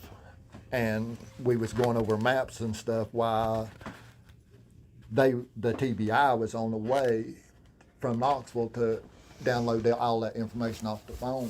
Mm-hmm. Yep. And eventually, did they come to your house, you said? And did they take all that information? No, I was in the halfway house when that happened. You were on a break. Yeah. Okay, this is before you got locked up? This was after want- I got out of jail from being locked up and went straight to the halfway house. They wanted to keep it. Got it. Okay. Tell them how they I wanted to got keep it, but you. Yeah, they wanted to keep my phone and stuff, but where I was in the halfway house, everything had to be documented through my phone and stuff. I mean, when I went to meetings, I had to go in my phone and log in because they tracked my location and stuff through my phone. Everything I done, even if I left out of the halfway house, I had to sign in and out through my phone and stuff, so I couldn't leave it with them. And that's when reason I had to wait so long for them to get up there to download everything, because I couldn't leave my phone with them that day. Got it. Are you, with your PO, do they require you to keep tabs with your PO right now? Yeah. Well, Yeah, my PO up here, well, I have to abide by Tennessee and Indiana, cause my Yeah, because you're on state. yeah, I'm in Indiana now, not in Tennessee, so. you have to Yeah, check in. No worries. I Yeah. understand. And But yeah, I have to check your in. PO, go ahead. Yeah, I have to check in with my PO and stuff every morning. On my phone, I have to log into a site and to check, see if I've got a drug screen. That's why I'm usually up at 5 o'clock every morning, because I'm always wanting to get it over with. Yeah, they want a piss test from you. Yeah, I mean, I have to check and see if I have to have one every day. Yep. No, I get it. Yeah. I've been in this business since 1982. Yeah. Dang. As long as I've been alive, almost. I was born in 81. Before you both were born. N- You know, a No, couple of Fred's weekends. older. Fred was born in A 76. couple of weekends. I used to supervise the parolees on Thursday nights coming in to do the P test. So Yeah. Oh, I fun. know what you're talking about. Yeah. Yeah, That I was mean, years ago. That was back in the day. And, That's a sucky Yeah. job, I would think. I mean, yeah. yeah, I take and do that call in every day, or I can call in or log in on the site. It's easier to just log in and do it, and then the 9th of every month I have to make my payments to Hawkins County and stuff. It has to be made on the 9th, and then The on the 11th. 11th I have to check in to my regular probate check into her through a website. That's all I've got to do. Got it.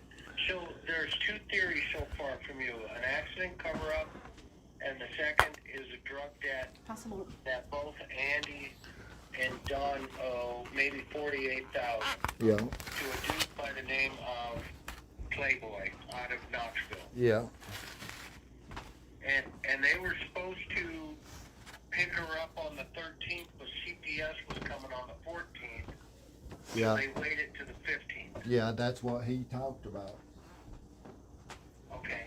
And then you think that Damien may have been the individual to contact her, or Don may have passed her off, or how do you think that happened? I feel like that Damien brought her from top to hill at the Wellses down to the road and passed her off to somebody right there, and then most likely Andy. I feel like that's why she looked sedated and stuff in that milk jug video. I feel like it was already arranged for when they got there, everything just to unfold. Is that where the dog trail story comes in? Yeah, I think so. Did you know you could drive down to the bottom property? Did he know that? Huh? Did he know you could drive down to the bottom property? What, from the top of Yeah. the Wellses?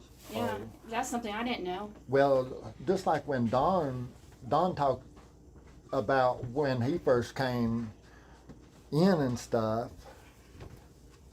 He told He told me he went to the shed. yeah, but see, he told me that he took and went straight to the top of the hill at the house, and he said instead of going to the left or to the right, like go around by the basement, he talked like he pulled up straight on up to the top of the hill, and he said when he pulled up there, where they cut that power line off down through there, he could see the boys at the creek down there. So he said that he just turned around and went off that back side because that little shed or building kind of underneath the bank on the left-hand side of his driveway when you go up and the driveway first forks. Yeah.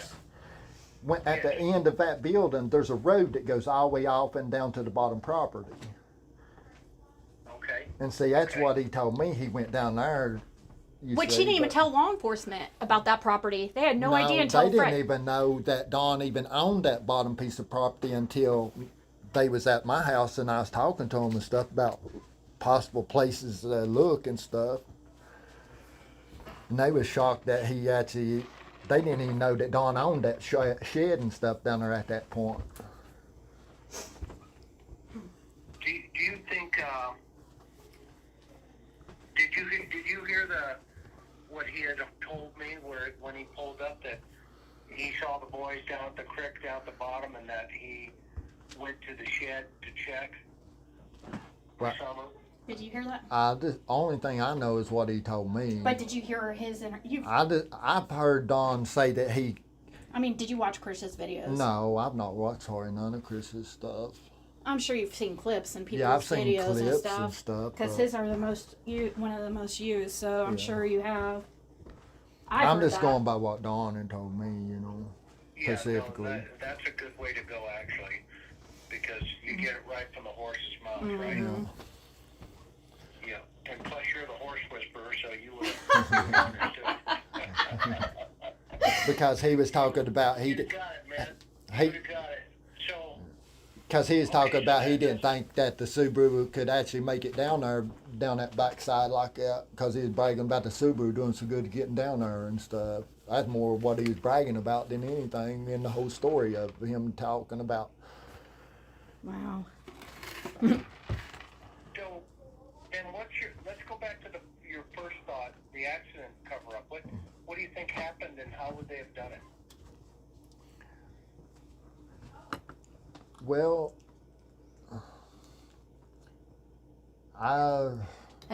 what you initially thought? Yeah, see, the first day, I didn't know that the circumstances or nothing, or where they had been or swimming, or nothing like that until later on that night after Don had done been there and stuff. I didn't learn about all that until later on. Only thing I knowed was him.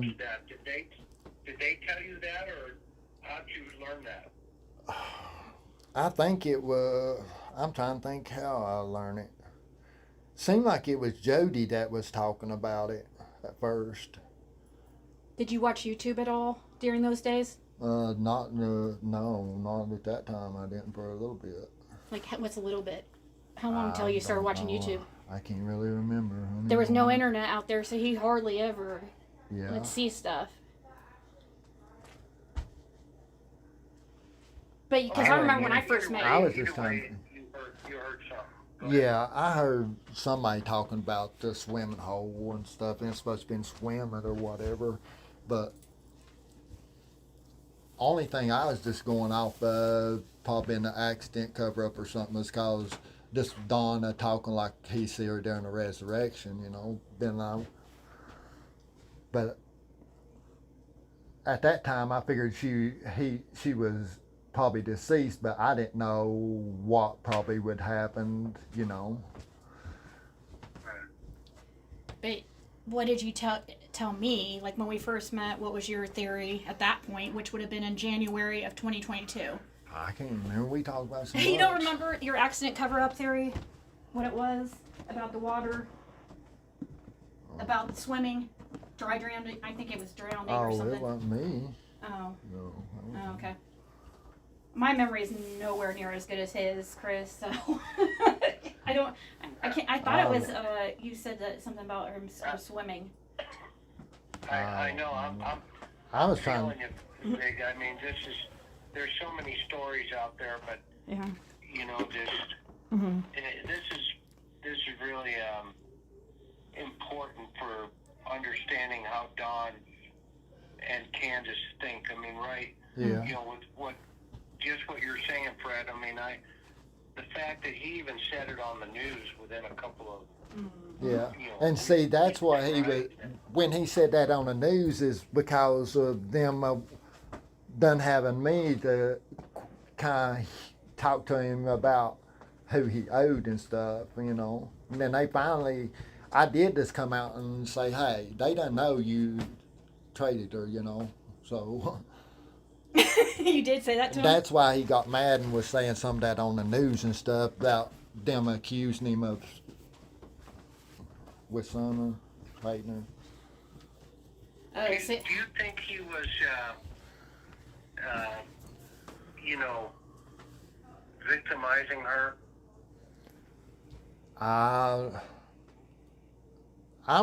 Well, when I've been around them and stuff, Dawn hardly ever even talked to the kids or anything. I mean, when sometimes I'd pull up there and talk maybe 5-10 minutes, maybe needing gas or something or just stop by. But far as just being around them and seeing Don's actions towards the kids, Don acted more concerned about the kids and stuff. He didn't act aggressive, no nothing towards them, or I've never even heard him cuss the kids. But now Candace, she's always cussed them and stuff. If they was being rough with an animal, I've seen her pick up sticks and hit them and stuff like that. But as far as actual witnessing anything, but see, Go ahead. like on the 16th, Don came to my house too during that day. He was wanting to know if I knew how to access the dark web. Was talking about he thought that Summer may be already listed on the dark web at that point, and I'm like, well, if you already think that, you need to be talking to law enforcement about it. Why are you asking me about it? Because he was trying to see if you probably. Because I don't know nothing about the dark web, you know. He was fishing for info to see Yeah, what that's you what knew. I feel like now. He was just fishing. See if you were a pervert like he was, probably. That's probably what he was fishing for.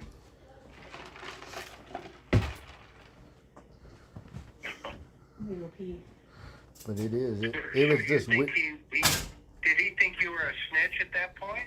No, I don't think nobody suspected me of doing anything with law enforcement because I was moving a lot of dope and stuff at that time. People didn't know you recorded until I put it out Yeah. Yeah, years later. that was a good cover. Yeah. To be honest with you, you know. Yeah. Did I tell you I worked narcotics years ago? No. You would have been a great CI. I don't know about that. I would have put a wire on you, brother. Go in and cop some dope and do a buy walk. You know what a buy walk is? Kinda, yeah. That's where the popo sits out in a van. Where I came from in Southern California, we had a lot of volume, right? Yeah. So we weren't worried about nickels and dimes and that kind of problem. Oh, yeah. We wanted pounds. Okay. And so you just sit out, you put your CI in with control buy. Yeah.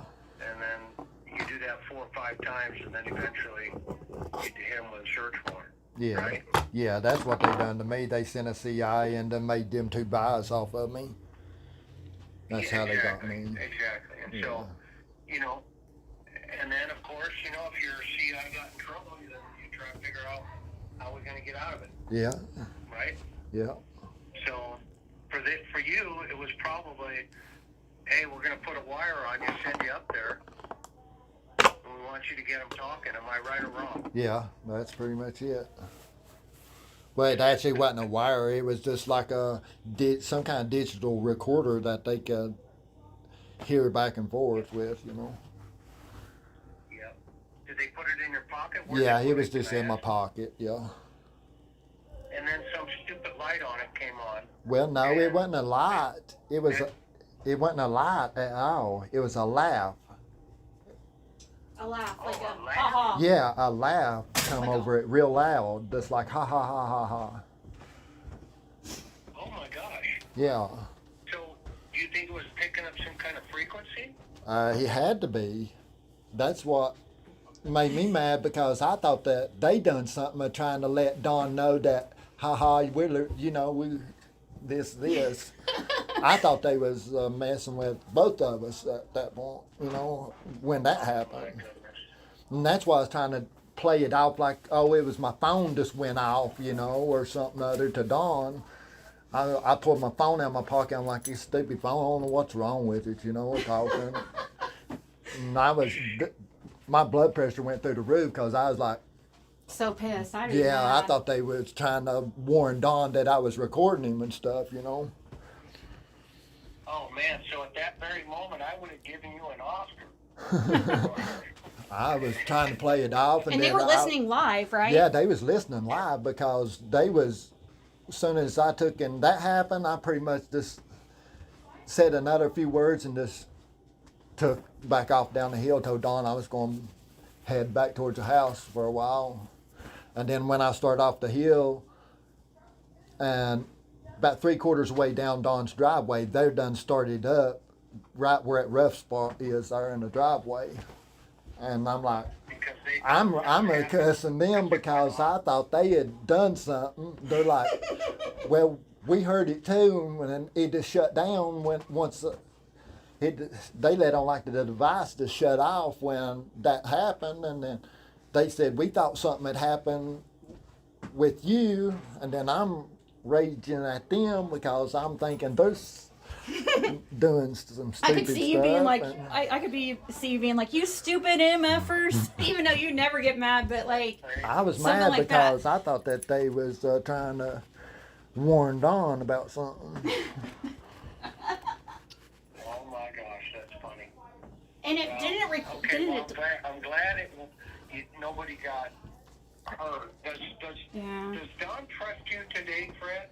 I don't know if he would or not. He tried calling. Tell him He about tried that. to call me. I don't know. It's been, about 3 weeks ago now. He tried to call me a couple times. The next day, what was it? The 14th. He tried to call. Oh yeah, it was right after the search. It was after the search down at Van Hill. He tried to call me. I tried to get Fred to answer and stuff, but he was like, I don't want to talk to that MFer, And I'm like, but we could record it and then so Fred started thinking, okay, well, we wanted to make sure we would record it, and he kept calling at times like when we were sleeping, or that day we were out walking like you caught us earlier. Yeah, I didn't even know he called. He called 2 times in a row, and I didn't hear it. I had through Messenger. Through Messenger. I had my phone in my back pocket. We was walking to the Dollar General. And then he messaged you one time. When was that? Like, I messaged him back something other that night and said that I was out walking, couldn't answer my phone at the second. No, the other one before that. He messaged and asked how you're doing, which is weird. He sent me a friend request back in. Well, I can pull it up here. And I was trying to think when the first time he reached out to me was. Fred was going to delete it and stuff, but I was like, well, okay, accept it, and no, not delete it, but just block him. I was like, accept it. Let's see what he says. I was trying to see what. Because we had a lot of weird things happen after that search. There was another incident. I don't know if you want me to tell you about, but I'll wait because I don't want to. The first time he reached back out to me, I've ever talked to him on the phone or Messenger or anything since I've ever known Don was June the 7th of 2025 at 9:18 a.m. He texted me and through Messenger. He said, "How you been doing?"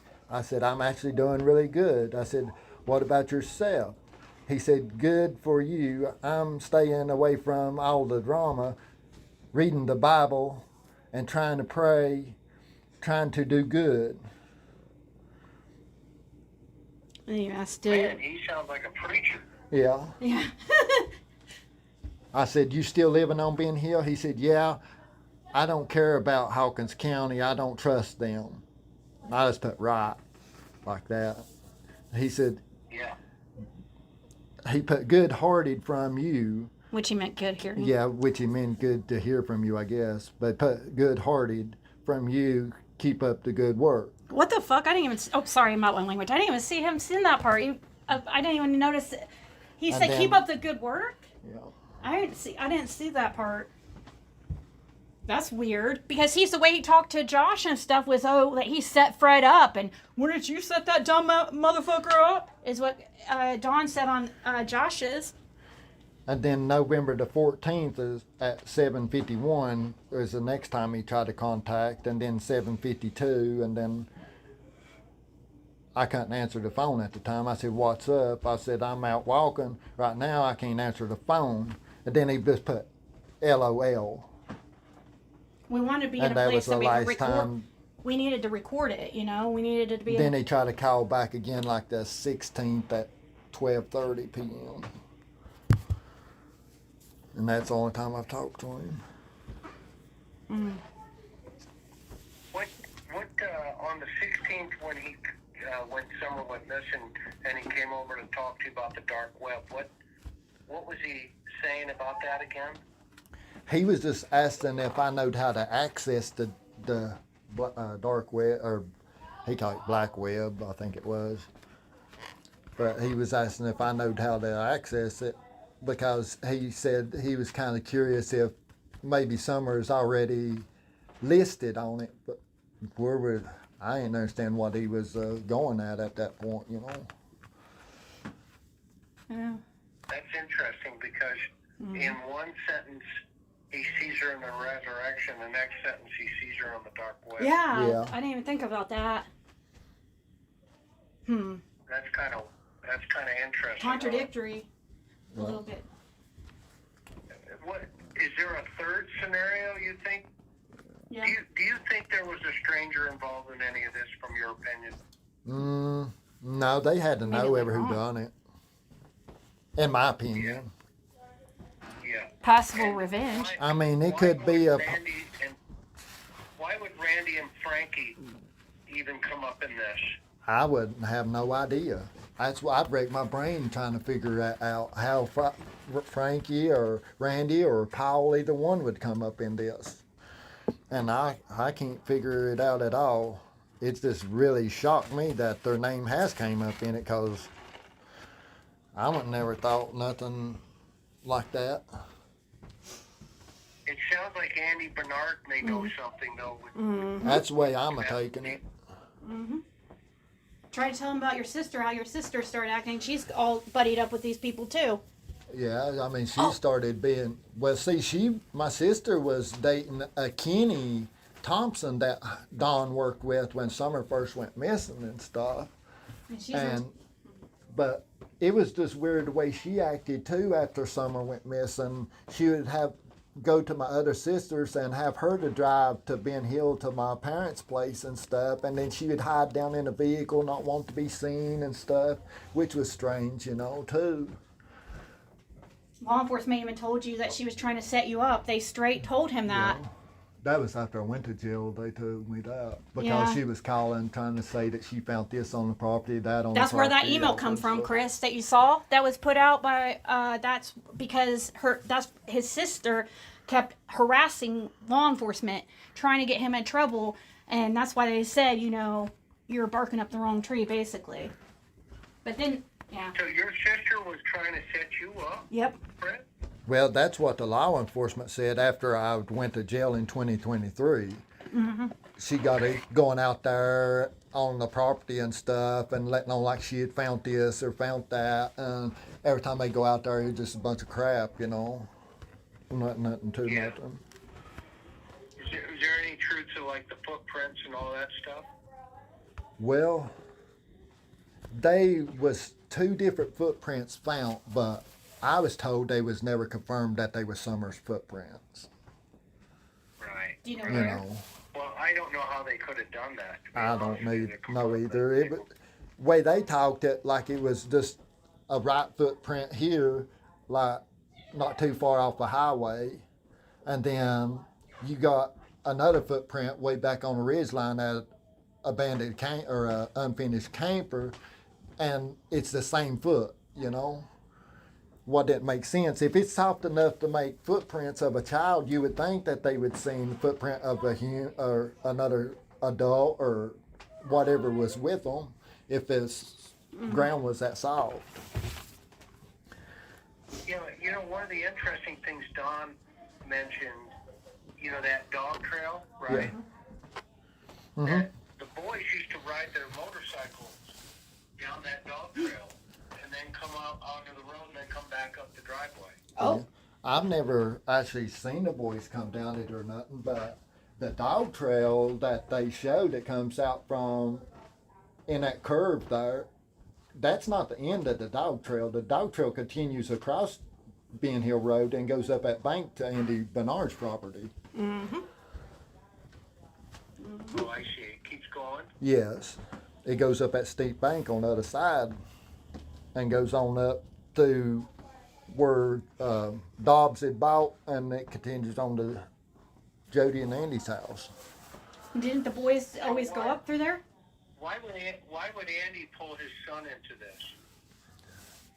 Only thing I could figure would be to keep him shut up about maybe then knowing of what was getting ready to happen or whatever. And that's why, probably why And see, that Jody would Sue even is so. if their son gets involved in it, and they know that most likely Jody is going to protect her son and not say a word, you know. Mm-hmm. Right. Mm-hmm. You think Jody Sue knows the truth? Mm-hmm. I feel like she does. I feel like she knows. I don't feel like she actually done anything. I just feel like she's covering. Right. I mean, that's just my personal opinion. For Damien and Andy? Yeah. Well. Because she can't tell on Dawn. If she tells on Dawn anything, then it's going to take and fall on Andy and Damien. So it's just enough. I feel like they're just tied in and tied each other in just enough so And that would each give her one can't speak. And they fell apart too.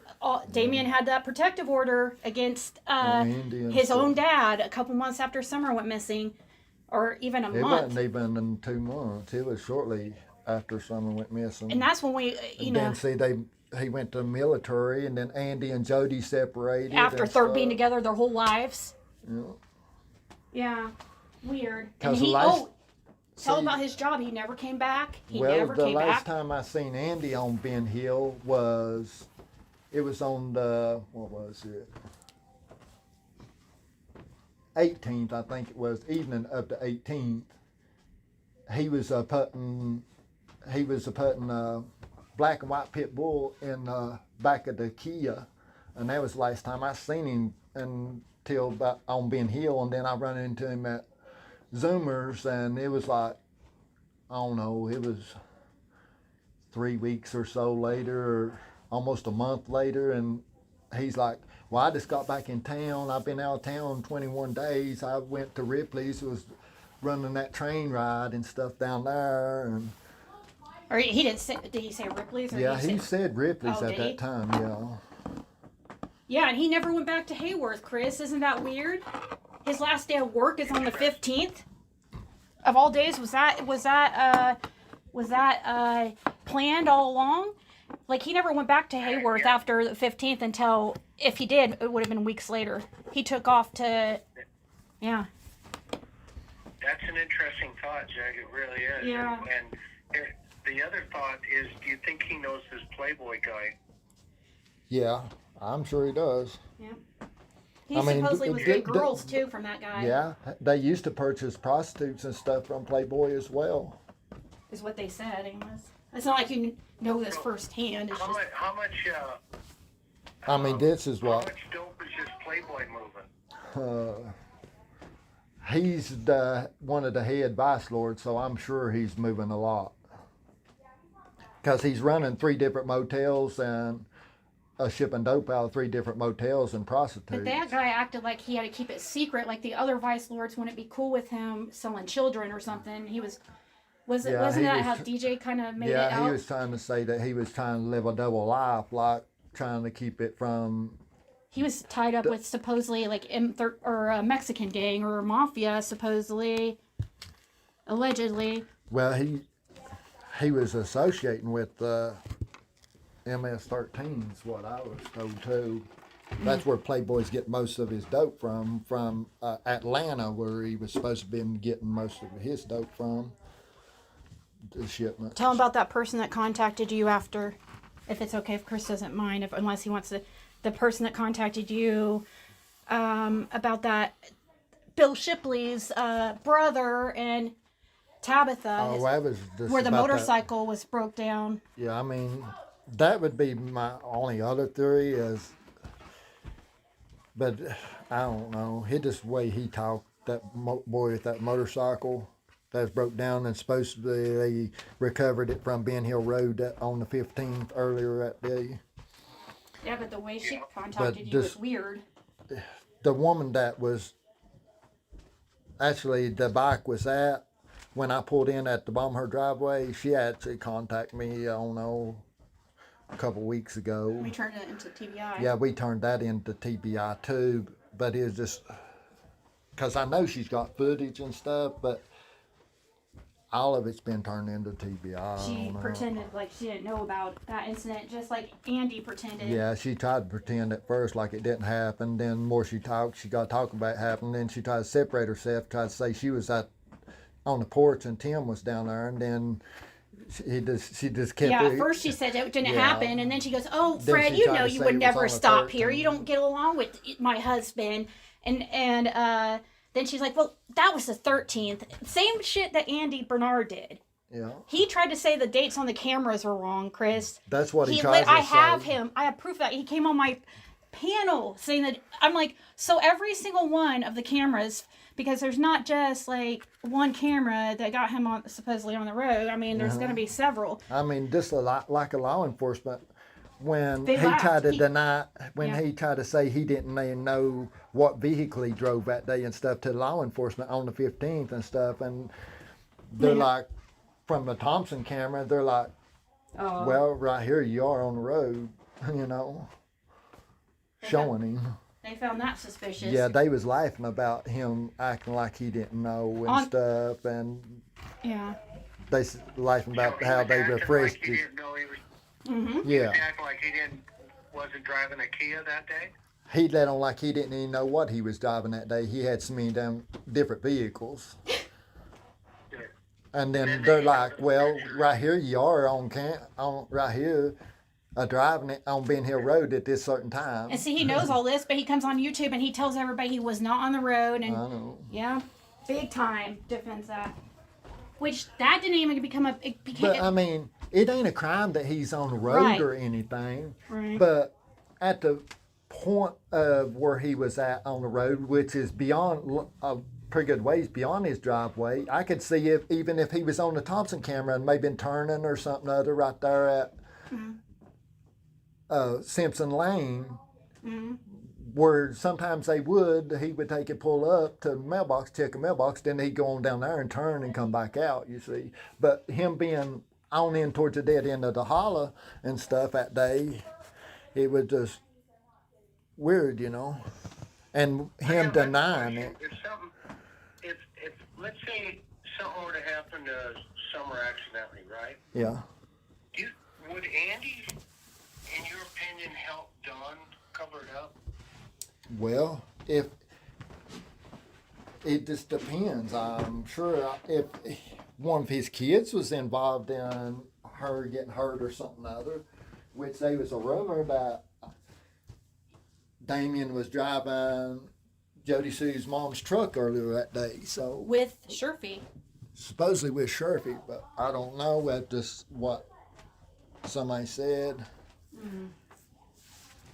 But now if it was, And what happened?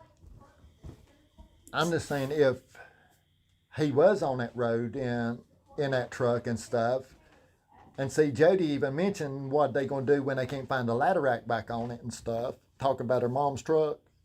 Did you get that on recording? Yeah, it was on recorder. Okay. That TB or law enforcement got. But anyway, I was thinking, well, if he may have hit her in that truck or something other, maybe Andy would have hit her somewhere's helped, you know. But if she took and done something at the swimming hole, got drowned it or whatever, I wouldn't think that Andy would have, most likely wouldn't have helped them unless they was already something else that had been going on, you know, some essaying or something, I don't know. Did he have a heads up in some way that the police were coming? Yeah. Yeah, right. There's a lot of rumors that Andy was providing drugs Mm-hmm. to Yeah. the kids up there on the property for Mm-hmm. SA. Yeah. Is there any? Is that true, or do you know? I don't or know. anything? I don't know anything about that. I just know that that's what Jody said, you know. Yeah. Yeah, that's what Jody said. Yeah. That's all I know about it. I don't But see, you guys weren't into the same drug scene, so you guys, know. because supposedly even Andy said that he used to deal with cocaine. So I mean, you learned all this stuff. A lot of stuff you didn't know about his Yeah, drug use and stuff until after, like as Yeah, far I as didn't know about. because Fred was into meth and they were into like weed and. Well, I guess supposedly he did get, I don't know, cocaine, I think he said he used to dabble in a lot. Who, Andy? Yeah, which makes he sense used to. because Don did too. Don's thing too. Yeah, I mean him and Josh Stedman used to deal a lot in cocaine. Andy and Josh Stedman. And then Andy turned a statement on Josh when Josh got caught with all that stuff. Well, it's But there's that's a lot years of ago. there's a lot floating around for sure. And so Zig, what's your theory? What do you think? I don't know. It was And by the way, I've watched a lot of your stuff, so I just kind of stay in the background. Okay. You know. Uh, So I've heard a lot of how you think, yeah.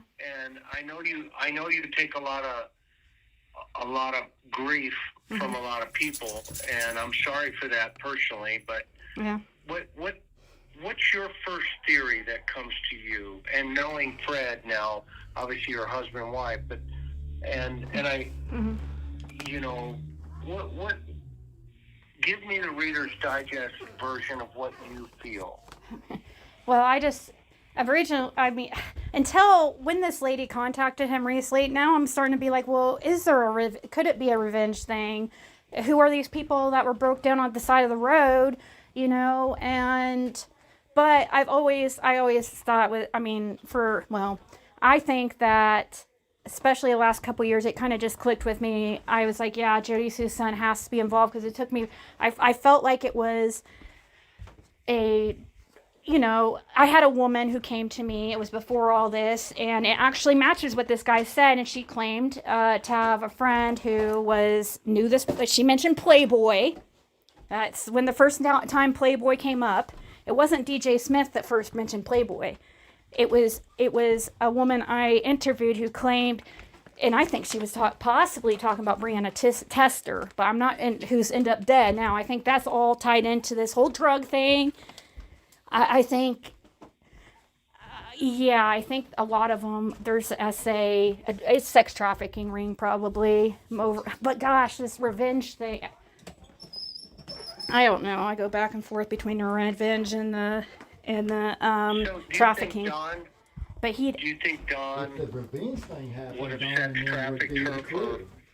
for the debt? Yeah, I do think that he was gonna try to make. I believe that I've always felt like Candace thought that they were gonna get Summer back. I really think she believed that at first, and that's why I think she was so calm. I think that she was under the impression that they were gonna get her back. I don't even know if Candace knew at the time exactly. She could have been completely in the dark at first. She knows now for sure, but yeah.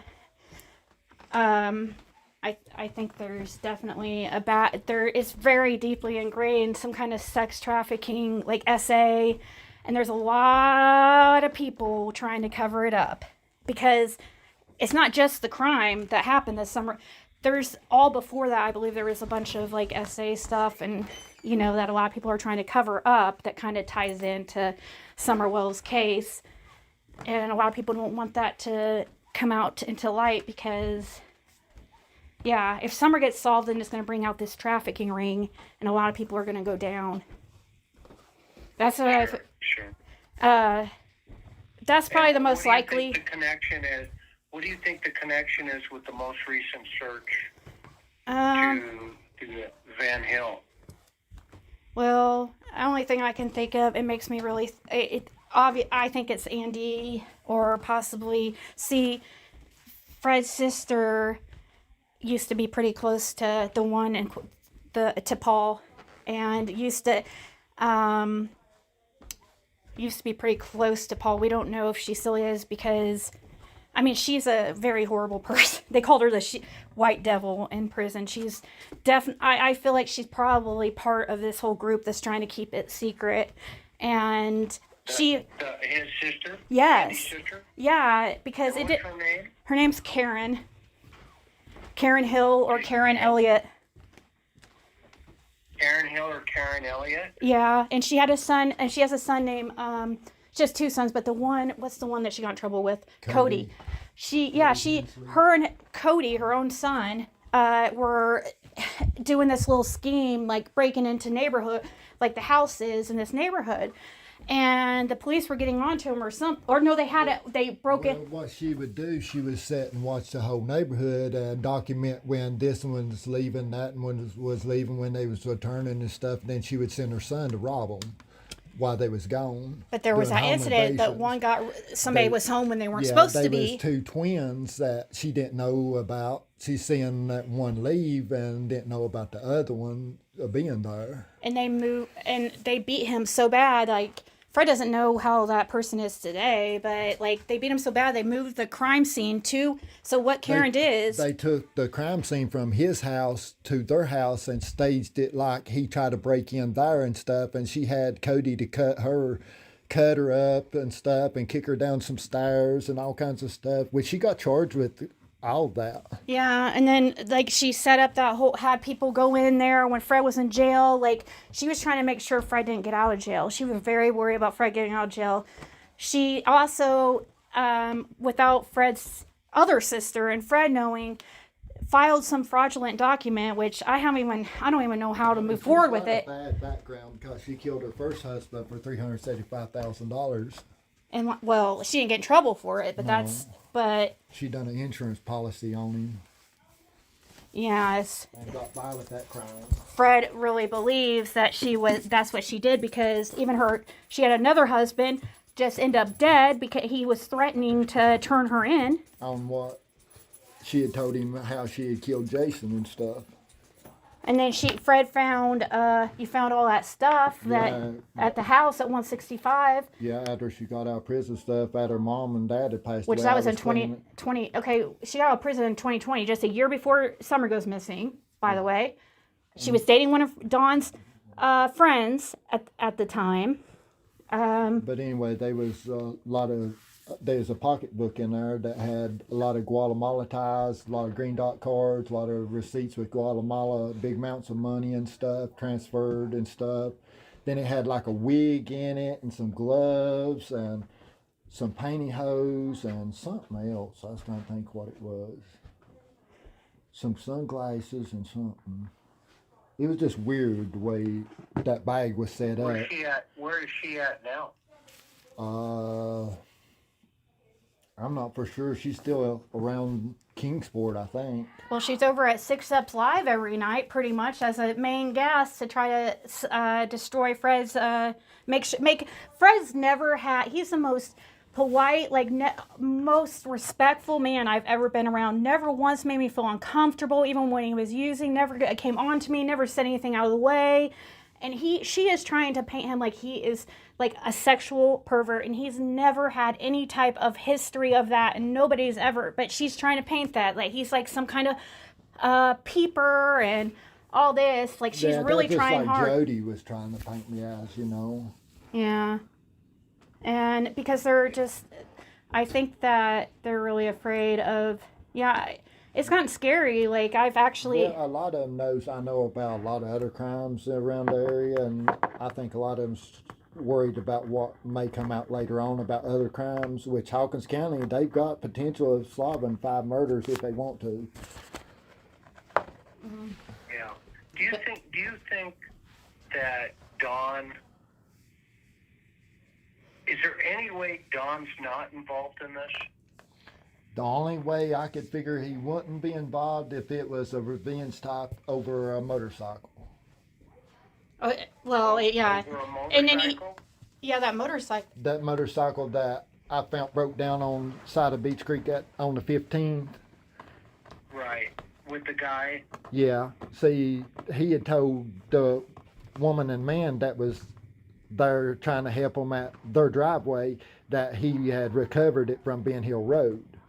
Is what she told you? Yeah, is what she told me. But he told me he just recovered it on Beach Creek, but he didn't say exactly where when he told me. But the way he said, talked about it, that motorcycle being like his baby girl and stuff, and then he said something about wondering how they'll like it if their baby, something about their baby girl or something. That's what made me kind of think maybe it could have been a revenge type And there deal. was, you knew about the family disputes between the Wells, the Lights, and the No, Clarks. Huh? He didn't mention nothing about that. No. But after the Yeah. after the fact, there was something going. The reason why I bring it up is because when you stopped him, you thought that guy Yeah. was somebody you knew who was. You thought it was a Light, the last name Light. You thought it was J.R. Light or something, Yeah. right? And so later on you heard. Who was it that was talking about there was some. Roy Light, Frank Light's brother, was one that was talking about that Frank Light and Pete Clark and Don Wells was into it. So I don't know what the deal was with that, but That was after summer. yeah, that was after Summer had went missing. So I But just. see, they try to say that Candace was on Light Holler around 4:30, which I didn't see her when I went in Light Holler and back out and picked that, then went back to Ben Hill and all the way back out to that driveway past Light Holler. I didn't see her on the road or nothing during that time, but they try to say that she was on Light Holler at 4:30, but I didn't see her nowhere. I wrote down notes to make sure see if there's anything I want you to know before you go, because I think you did pretty well, Chris. I should have just left you talk, but I'm so worried about like missing a detail, that's so important, and there's still, I'm sure, tons more that. But see, only No, I mean we've got each other's numbers now. I'll have to give you Fred's direct number that you guys can. Even though I don't think he's talked to on the phone once on his phone number. But I can I've never you can talk to him directly. It doesn't have to go through me or anything. I just he's just very, very to himself. He's not wanting all that attention and stuff. And Fred's just. I constantly, as you all know, and meaning you can tell, I'm not convinced that Dawn is not involved in any way. There's something there. I can't put my finger on it yet. Jody Sue's never fooled me. Mm-hmm. I pretend like she has. Right. But I heard the rumor about the truck too, and maybe her mom, Andy's mom, was driving, or somebody was driving, and tonight's the first night I heard that maybe Damien was driving, but there's just so much Yeah, see, it was on misinformation. Yeah. See, that was recorded on the 15th, the evening of the 15th, her talking about the red truck and stuff, which was odd before it ever come out on the news or anything like that. She was done talking about a red truck and how they gonna find it without the the ladder rack on it and stuff. Yeah, but who? You see, that's what's interesting about this is because who actually introduces the red truck to the conversation? See, I don't know. Right? I don't know who actually Yeah, introduced it. They try to say it was a delivery driver that introduced it, is what people said on YouTube. But as far as law enforcement, I've not really heard them actually say who introduced that truck. And why haven't they put a bolo out for this blue truck that they acted like they really wanted to know who was driving that? That's the only thing that Pruitt was asking us about when out of that whole email I sent him, and I can send you the email so you could see what I sent, and that was the only thing. But see, Ed Redmond's place, the place, Ed Redmond's another 207, sus one that's probably let in me this ring. finish. Okay. But the only camera see, my cameras, the way they was pointed, they were just sitting on the side, and they just taking like a side view of a vehicle. He wasn't ever catch their tag number or nothing. But at Ed Redmond's property, at the end of Ben Hill Road, he's got a camera on the front side where you pull in to turn he's got a camera where it would catch the tag number on either end of the vehicle. I just wonder if he turned any of his footage in to law enforcement. I don't know. He seemed to be really bothered by law enforcement. Well, at one time when I first went out there. Yeah, he didn't like law enforcement being around at all because he got mad because they came up there like 11:30 at night and made him walk them back to that waterfall back there behind his house and stuff. He got mad about that. Well, yeah, and I'm just wondering if, Don was even at work that day. Right. Like, there's so many rumors. Well, I mean, by him leaving that with the boys, he had to take and come back at one point to bring the boys back or something. Right, because you saw him in the morning. That's what's really curious. So he's had to come back at one point to take and bring the boys back.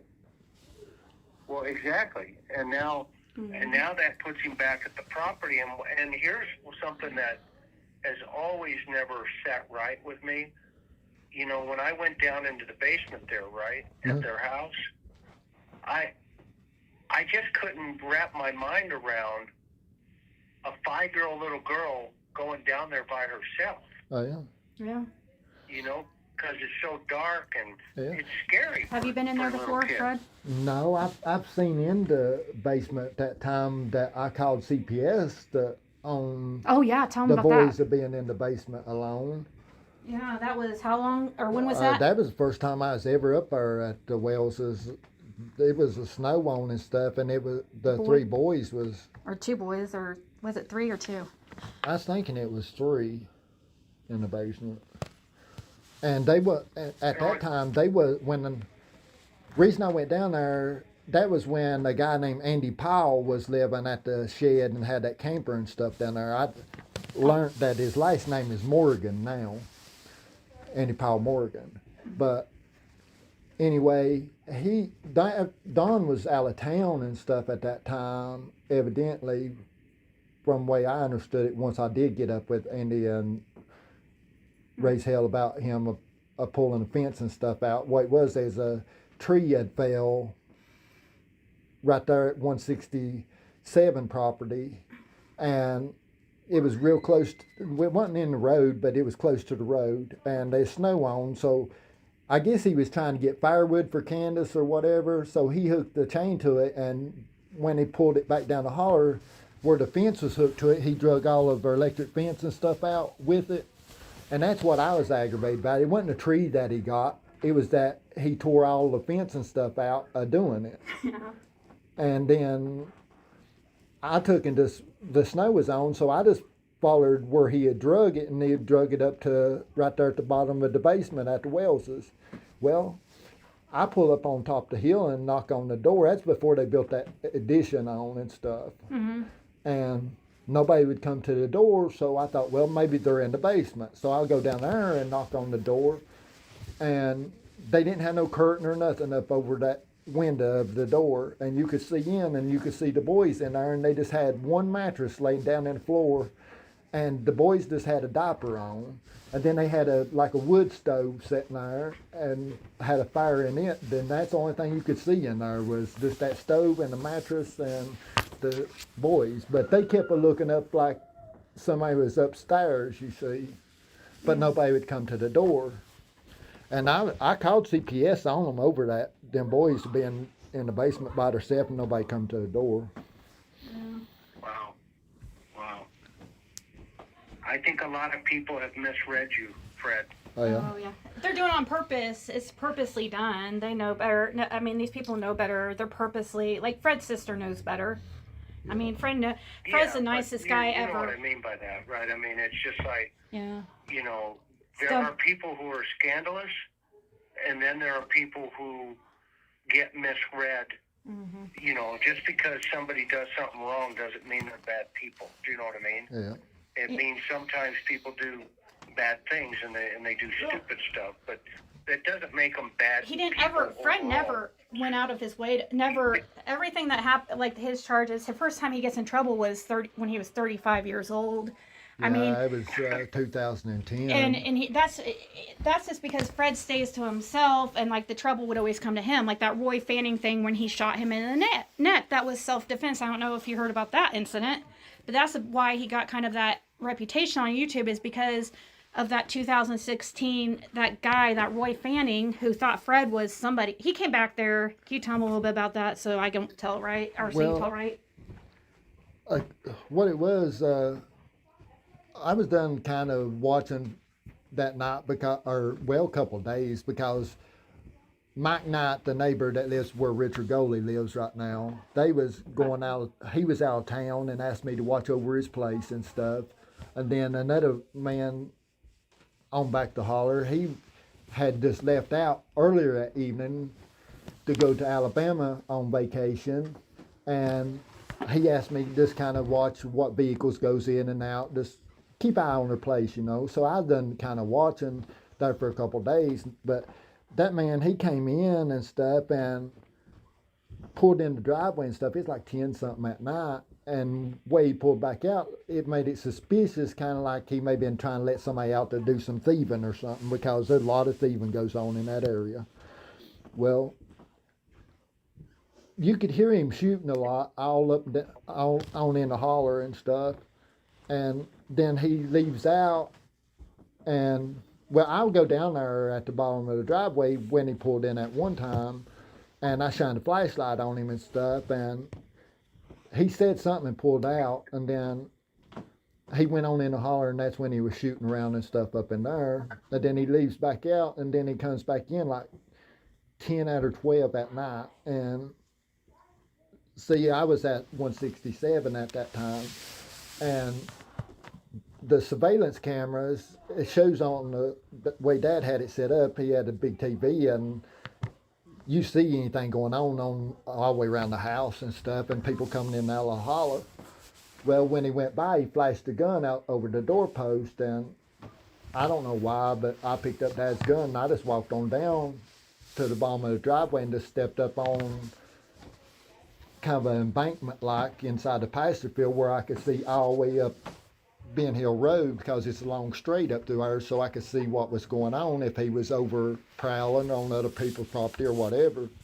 But when he come back out, that's when all of it went down and stuff, and he shot at me and like 11 times before I shot him, but I didn't even know who he was. You know what that's called?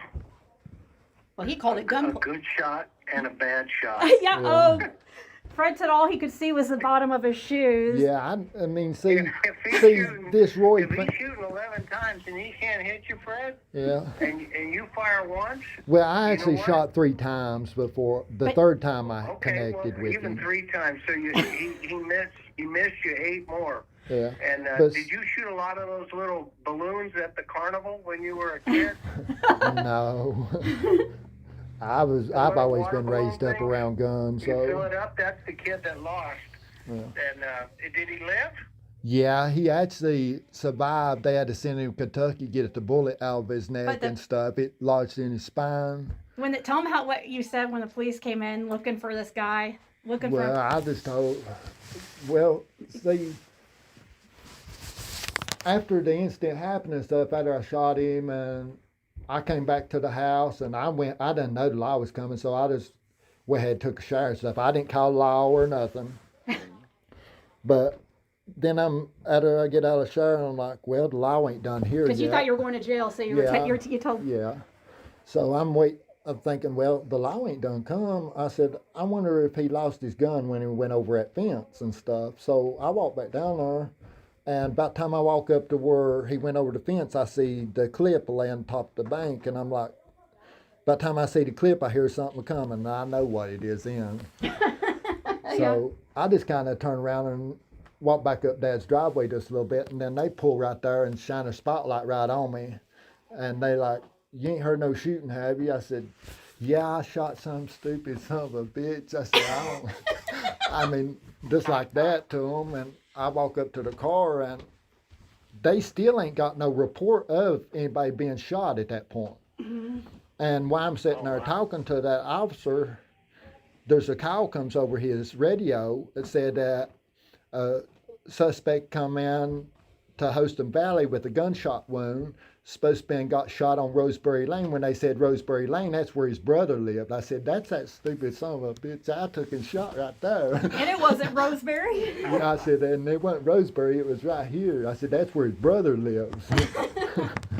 But, see, I didn't know him at all. He thought I was James Hill, and they had gunplay before over some property back on Back Ben Hill Road. Yes. And James is my uncle, and evidently he thought I was James, and it was just a mistaken identity of everything that happened that night. You didn't get in trouble though, right? No, they ruled it as self-defense. I mean, I've got charged for having a firearm commission of a felon at the time, but it was actually thrown out of court too.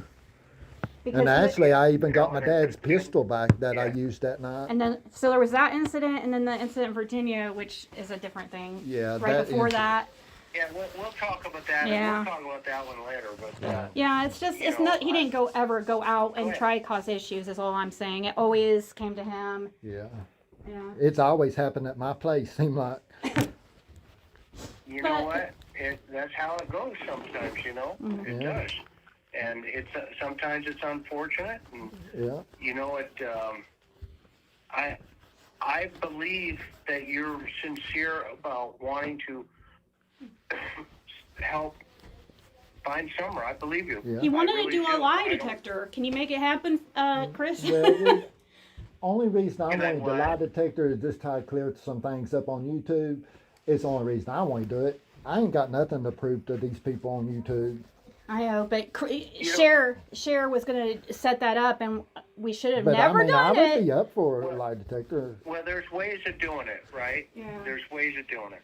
Yeah. And if we come out too fast, you know, I'm just curious how folks got over on Van Hill right now, right? Yeah. Yeah, that's And I don't know if there was somebody said there was a private investigator or something that got a clue or a tip. Oh, that's I James don't know. Jensen. Who? We talked to, or Jason Jensen. We talked to him too a couple hours. He talked to Fred a couple hours ago, or a couple hours, and that was right after the and he was the way he talked. It didn't sound like it. He's trying to take ownership and like it was him, but he's too Hollywood. He's trying to get attention. Well, I wouldn't put too much that was his tip. Because the way he talked. The way he talked, he didn't seem to act like, because he said even, he told us that he was surprised to hear the Hill name as well. Yeah. He wouldn't tell us anything, but I could tell by the way he was said talking, that the he did not. information he turned in was or people, not a place. Yeah, I go, can I ask you, was the tip that you turned in, did it have to do with like that location, or he goes, it was people. And in the way he said he was surprised to hear the Hill name, tells me it wasn't somebody with a hill. Which is even more weird. If that was his tip, that's why I'm saying he didn't. Yeah. He's taking ownership for it and trying to say act like it was his tip, but and something to do with the red truck, like there was a red truck found, or. But see, Don got his DUI right there next to that place too, within 2 miles of it. And then Don crashed that Subaru out trying to run over Candace, supposedly at Paul Hill's Powell's driveway. Said that Powell actually took them home and stuff after they wrecked and stuff. Don wrecked that night. So that's the only thing, Chris, that we could think of, directly ties Don to it is when he wrecked the Subaru, supposedly wrecked the Subaru, which is, I don't know, when was it? That would have had to been within the year. Well, that was in. So, help me understand that this private investigator talked to you, Fred? Yeah. Yeah, because I asked him, or how was it? I'm trying to remember, my memory's so bad. I tried to get a hold of him, and because he was putting out his phone number, he would put out his phone number, and I thought he was trying to ignore me, but he claims he didn't see it. Well, I'm trying to think where I saw him, and I asked him he goes to talk to Fred. Oh, I text him. I decided to text him again after the search, and when the Hill name came up, I thought, well, maybe he'll talk now. Maybe Jason will talk to you now. And that's when he did suddenly respond. How does he make a connection to the property? He didn't tell us. He asked a lot of questions like you and didn't give us very much info. We just had to read between the lines, I didn't ask him, I just said, hey, I asked him, like, I know I'm not going to try to ask you a bunch of questions about your tip or anything. Of course, even though I was curious, but I said, can you just tell me this? Was it something But with he talked like it was what was it, a home invasion or yeah, something? he doesn't think, he says that he doesn't. Abduction or something other Yeah, that he tried to he's say. on point. He thinks, he's sitting there saying that, and that's another thing, like, he wants to believe the parents are involved, and that makes us suspicious. He tries to act like the parents are not involved, and we just can't, he wanted to do a panel with us. Are not involved. Yeah, he wanted to do a panel. He was all on board doing a panel and with me and Fred and Sweet Pie Low and maybe Donna Serafina. And then when he found out, like, I was like, well, just so you know, and then all of us believe the parents are involved, like, and just want to let you know that, because if you come up on panel and you're shocked that we're sitting here talking about the parents. Yeah, ever since then, he hasn't asked about coming on panel or doing anything, but yeah, I don't know. But he tried to say I like think he a just likes home invasion turned into abduction, what his theory was. You didn't tell him about all this Kentucky stuff, this Dennis Smith, did you by chance? No. I Did we didn't tell not- we him didn't bring up the nothing Knoxville about. stuff? No, not to him. I didn't. Or Knoxville, excuse me, Knoxville. No. We didn't. I don't think we did. I mean, I could probably send you the call. I could send you the call, Chris. Messages out on Randy Hill, Frankie Hill. I know your brother or something, trying to turn him in. What was that again? What's all that about? I didn't. Oh yeah, you mean his post about like your brother? That was Jason Jensen posting about. Yeah, somebody. I think Josh Diaz told me that. Yeah. Jensen had put something out about that. Yeah, he was like, and this was right around the time that Marlena Crawford, which of course we also think Marlena Crawford's and probably part of this whole. Well, see, just like on the 15th. That's another thing too, Marlena Crawford. I was told by Chad Arnold that Grandis brought her and Marlena and Journey to their driveway roughly 7:30 on the 15th and dropped them out. Because Chad Arnold, by the way, is the childhood sweetheart of the person who has custody of Journey now, which is Frances Dykes. She's not with Chad Arnold anymore, but they still are good friends because he can't get off the drugs and she supposedly has a good life, but she is a sister of Marlena Crawford, a half-sister. And she's always taken care of Journey, basically. She's always took care of Journey. And she even told Fred that, she told you that every time, like, Journey would go to Marlena's. Every time she would go with Marlena anywhere, when she come back, she'd have bruises on her legs and kind of inside her legs and stuff. That's why she finally quit letting Marlena have anything to do with her and got full custody of her. But she didn't get full custody of her till after Summer went missing. That's what actually sparked her to get full custody and no contact with. But Marlena tries to say she didn't go home the 15th. She tries to say it was a different day, She doesn't tried to say it was a 13th. Yeah, well. But see, Journey talked about seeing Candace packing some clothes in a bag for Summer. You heard this yourself? Yeah, from Journey. Journey was talking about Candace was putting clothes in a bag, in a backpack, she said. Mm-hmm. And said Summer was supposed to have been going away with somebody for a few days. Yep. Yeah, because you knew Frances pretty well. This is all I'm trying to get at. It's like make sure we have to, because it's hard to keep everything tied together. We're just trying to. It's so much, Chris. It's taken me years to like line this stuff in my head. Cause that's why. But I didn't want to just. I'm just curious how the drill her over. I heard that the tip came from a PI, but I didn't know it was him.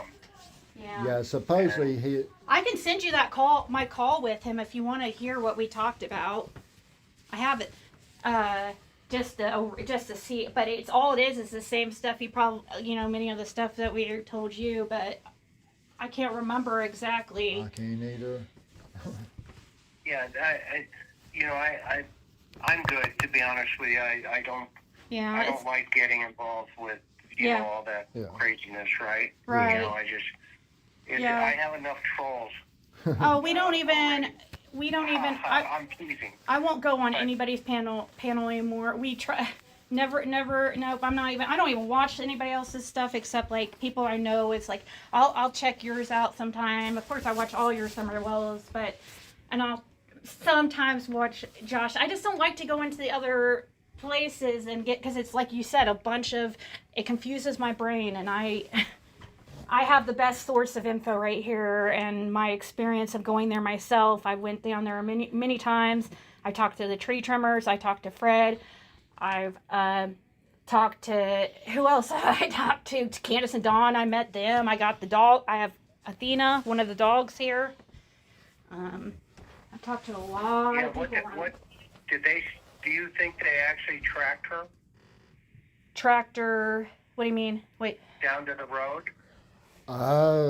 They said that they tracked the scent down to the road and then couldn't pick up nothing. But like on the morning of the 16th, when they was walking the dog, Gary and Scott Stewart was walking that dog.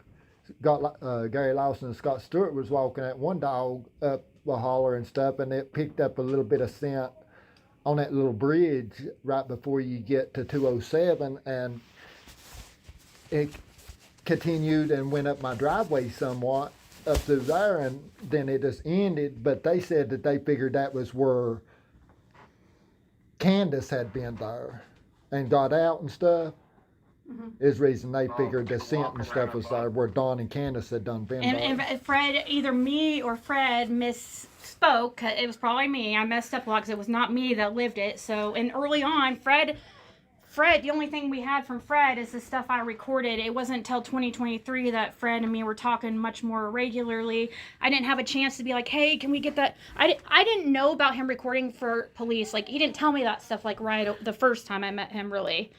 I don't think. I think it was the second time 6 months later. And then I kept it quiet for a few months. So YouTube did not know about Fred recording for police. I was afraid that people would attack him and call him a snitch and stuff like that.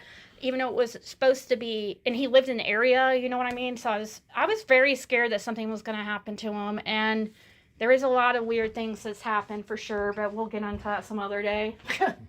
It's so much. Yeah, but I mean, Candace puts Summer in the cellar,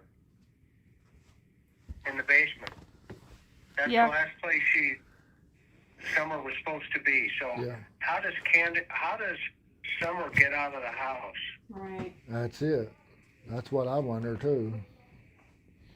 And the way the camper was set up there at the Wellses, you would thought that they could have seen if anything happened down towards the basement area, if they was out at the camper door or anything. Right. Well, and also there was supposedly a blue couch blocking that door at the basement. Yeah. Supposedly. And where is that blue couch? Where's the pool?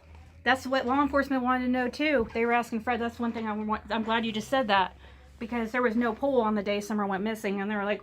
Yeah, because they was asking me when the last time I physically had seen Summer, and I was telling them the same thing I told you like 3 weeks before. And she was in a pool with Damien and stuff, and then they're like, there's no pool up there. I'm like, well, it was 3 weeks ago. Which is the same pool is it that same one that we've seen in pictures? You're not sure? Know. I'm guessing it was. Didn't. Was it a tall? Did they have a picture of the pool? Yeah, there's a picture of the pool of Summer, or like that panda pool. And it was just like a little 2 foot tall, had to have been deep, or 2 foot deep or something other, and probably like a baby pool? Yeah, 10 or 12 foot across or something. But it was one of those like medium, not like small baby pool, but big enough obviously that Damien could get in it. But she didn't. That's another thing. Fred never knew they even had a son. I didn't know they had a daughter. Oh, that's right. You didn't know. That's right. But you didn't know his real name. You always thought his name was. The family always called Damien Drew. We never knew him as anything other than Drew. And so now he was shocked to hear. He's like, Damon, who's that? You know what I mean? Yeah. Like Damon, whatever his name is. They spell it like demon, but they mix the A with the Yeah, I really do think that they're into, you know, some dark stuff, but that's a whole I mean, other thing too. I didn't even know that Jody and Andy had that daughter until like, I don't know, 6 months to a year or something before someone went missing. Fred, did you ever see that blue couch at the house up there? Oh, no. Wait. I've just only been inside one time up there. You went inside? Oh, okay. Yeah, it was, I don't know, that's when that boy wrecked that white truck off down there in the snow when we went up there to see if Dawn would pull it out that time. Like you walked through the place, or were you? No, we just stepped inside the door right okay. there, so. Trying to wait on Dawn I to was get in his there, shoes and on. I was. Why would Candace say that the boy said she went down in the basement? I don't know. I just like she wants to say, "Oh, I walked Summer to the door and stuff." I just don't see her even walking Summer nowhere. She just told her to go on or whatever way I would have seen it. Right. Yeah. Well, and that's what's so weird about this thing, where, you know, why would? What did you say that the PI said, Ziggy, that he thought it was an interrupted burglary? Well, I don't remember him saying. It was burglary turned deduction. What he said, what he thought. He's like, he goes, all these people, like, he started Or talking. home He goes, invasion all these turned people go abduction attacking or the something. parents, you know, and he's like, and then he starts bringing up John Bonet and saying, even those parents, those poor parents, you know, and then he's comparing them. And I'm like, I'm telling you, Don and Candace are not these parents. Don and Candace are not, yeah. And he's from over there at Utah too, so it just makes me, I don't know. I'm like,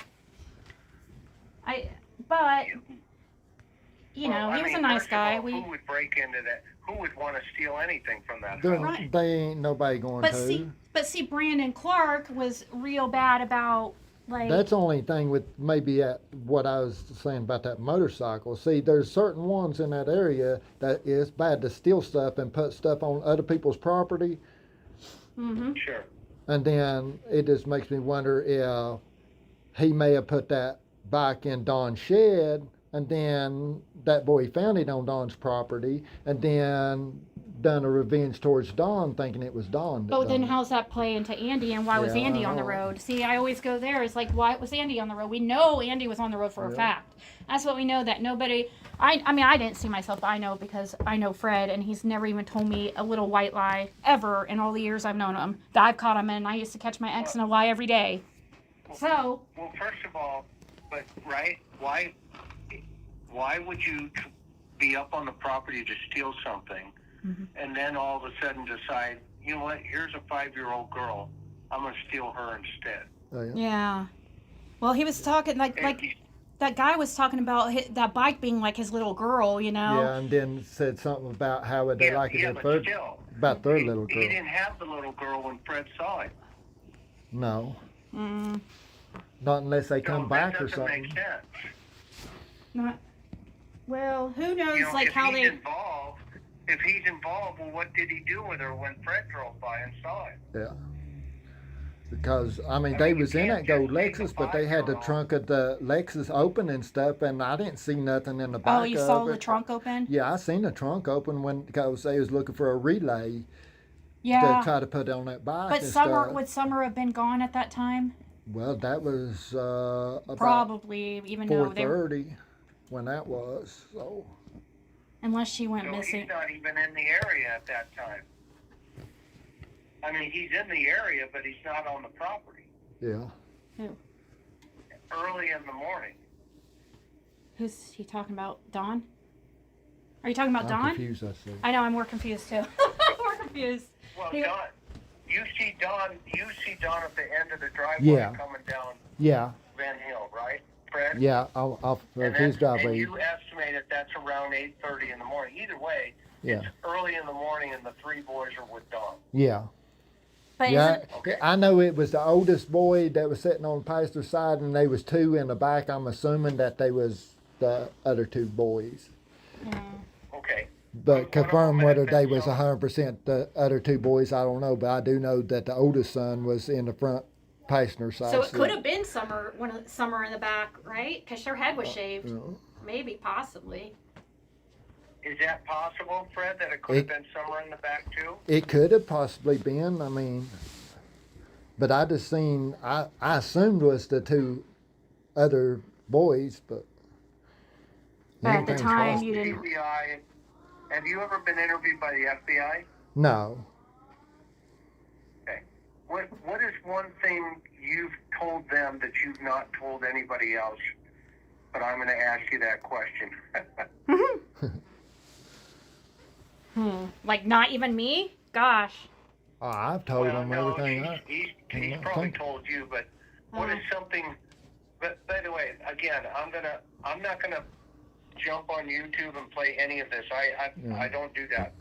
Oh no, what's Now I wait for confirmation on information. Does we that want make you sense? to do Yeah. what will get Summer home, whether that's put it on you, whatever you want to do, because the Yeah. truth is the truth and it doesn't matter. You know, this is the truth, and it, you know, we're going to be able to, just like Fred's always says, I'm going to be able to stand proud, and when the truth comes out, all Right. these other people, so when you're Right. speaking of the truth, it doesn't matter. I get that piece of it. Dick. We right.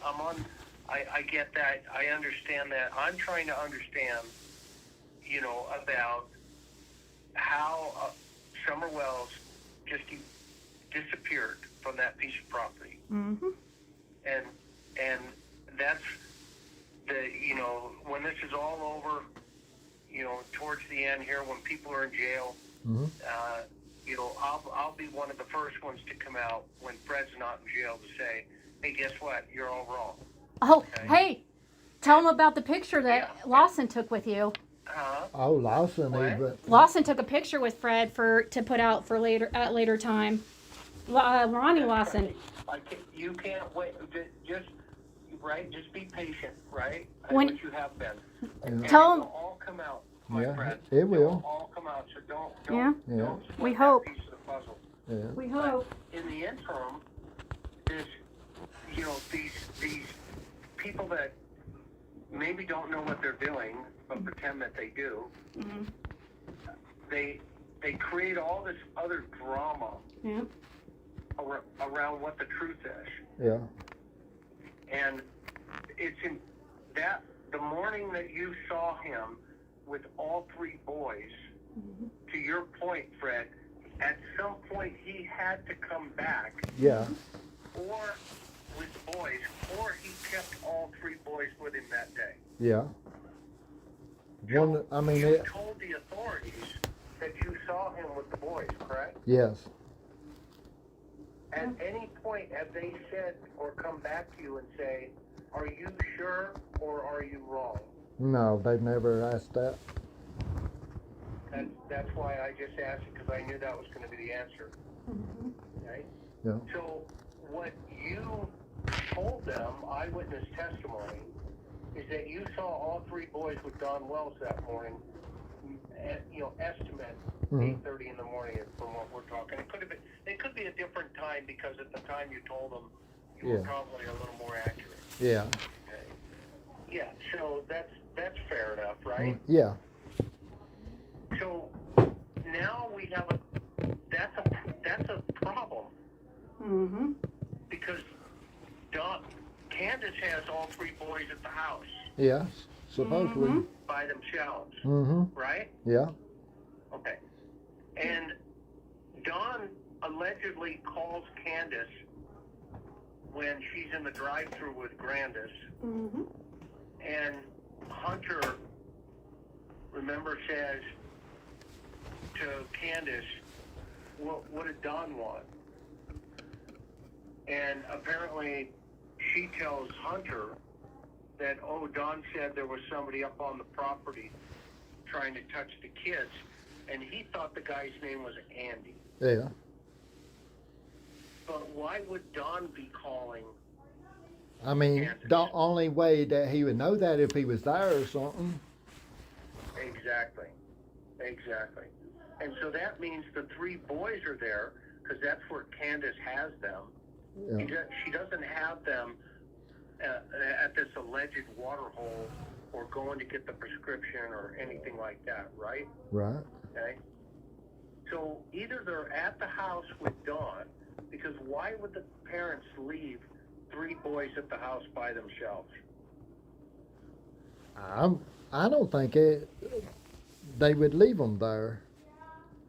Honestly. Yeah, I would agree with you. And so now that puts Don at home. Yeah.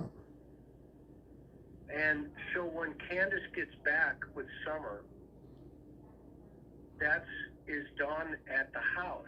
Had he ever mentioned anything like that to you when he was coming over to kind of, see what you were going to say or what you'd already said? Does that make sense? Yeah, no, he let on like when he first came to the holler, like he came to the top and stuff and drove back, let on like he was at work and stuff all that day and stuff, but he never mentioned anything about being there prior to getting there when they drove to the bottom shed, Right, so could he have taken the boys to work with him? Possibly. And that would leave Candace, Grandis, and Summer at home or at the whatever, doing errands on their own self, right? Right. So those are the options. Pretty much. Those are the options. Yeah. And I do know that Don, Cold, right? yeah, and see, Don was there when the first 2 officers came too, because they talked about Don and Candace's demeanor and stuff, let on like they wasn't upset, no nothing when they first pulled up, because The first 2 patrol officers? yes. Who was that? Walk me through that. Well, they just talked about, well, what brought that up was when we had called in, when I had Ziggy call in bones in that was found on 205 property. Yeah, that's a whole other thing we haven't told him. And there was some bones found on 205 property and in a burn pit, like, with some tires burned on top of it. So she contacted law enforcement and they sent TBI forensics out there and stuff. And then the 2 officers that actually backed him up, that come out to hang out while he was doing what he needed to do, he's the one that actually asked them, did they know who was the first officer that was on scene? And it happened to be the 2 that was actually there with him then. They're like, we was the first 2 there. And he was like, well, who was there when you first got there? And they said Dawn and Candace and Grandis and the boys was always there when they got there. Then they was like, well, how did Don act? Was he upset or anything? And they're like, well, no, he didn't act like nothing really, And that's what they was talking about Candace too. But they didn't say nothing about Grandis. They just talked about Don and Candace, act like nothing was going on, like they weren't upset, they wasn't crying or nothing, or that's how I found out that Don was home when they first got there, was through the TBI forensics man asked them 2 officers about who was there, and they're like, well, we was actually the first 2 on scene. And did you overhear that? Yes, I was standing there when they was talking about it. Yeah. And right, and so that also, I'll let you know that I talked to the rescue people. Mm-hmm. And, from the church's fire station or whatever, the search and rescue. Yeah. And they told me the same thing. Yeah. Yeah, tell him what he's... Go ahead. That the boys were playing football, and it was like just another day in the park. Oh, yeah. Did you have other experiences like that? Did you have other experiences while they were just... Or, like, after summer went... Is basically what he's asking. After, like, any What? weird... Where he was acting weird and stuff? how the demeanor was, or Yeah, what? just Don never acted like anything's ever really happened, you know. never saw him crying or No, anything. I've never seen him upset, no nothing over it. He just always been calm, just like nothing in the world's ever even happened. If it'd been my daughter, I'd been. Yeah, and that's what George Outsourced. Bernard, which by the way, George Bernard's Andy's father. He's Yeah. over on Ben Hill Road. Never hasn't been there for 20 years. Is there one of the first people Fred Yeah, sees? he's the first And he person goes- that spoke to me. When I And pulled up what did he to tell Benny you? Road. What did he He say? just said he thought it was my daughter that went missing, you know. It's like, what, you know, your And daughter. my daughter's not been on Ben Hill since 2009. Yeah, and what day was that they? Who was it that showed? Who was it that took you? It was Ronnie Lawson, wasn't it? They took you down to the command post or some kind of post and told everybody. No, that was Nate Simpson and Gary that took me down there and introduced me to a lot of the other law enforcement and stuff. And said that you wouldn't steer them Yeah, I told them that. if you hadn't. I'm trying to think exactly how they said it. Something about that I wouldn't steer them in the wrong direction, that they could fully trust me if they needed me to do anything for them. Take them anywhere to show them where anything was, anything, or had any questions about anything in the area or whatever. Did they ever think you were a suspect, Fred? They've never acted like it, no. Okay. Cause they did And- they and- took my phone right off the rip and went through it and stuff. Had everything downloaded off of it and stuff. Okay. And I'm And- assuming where Have they? I Did did. you talk to Pruitt directly? I ain't never talked to Pruitt.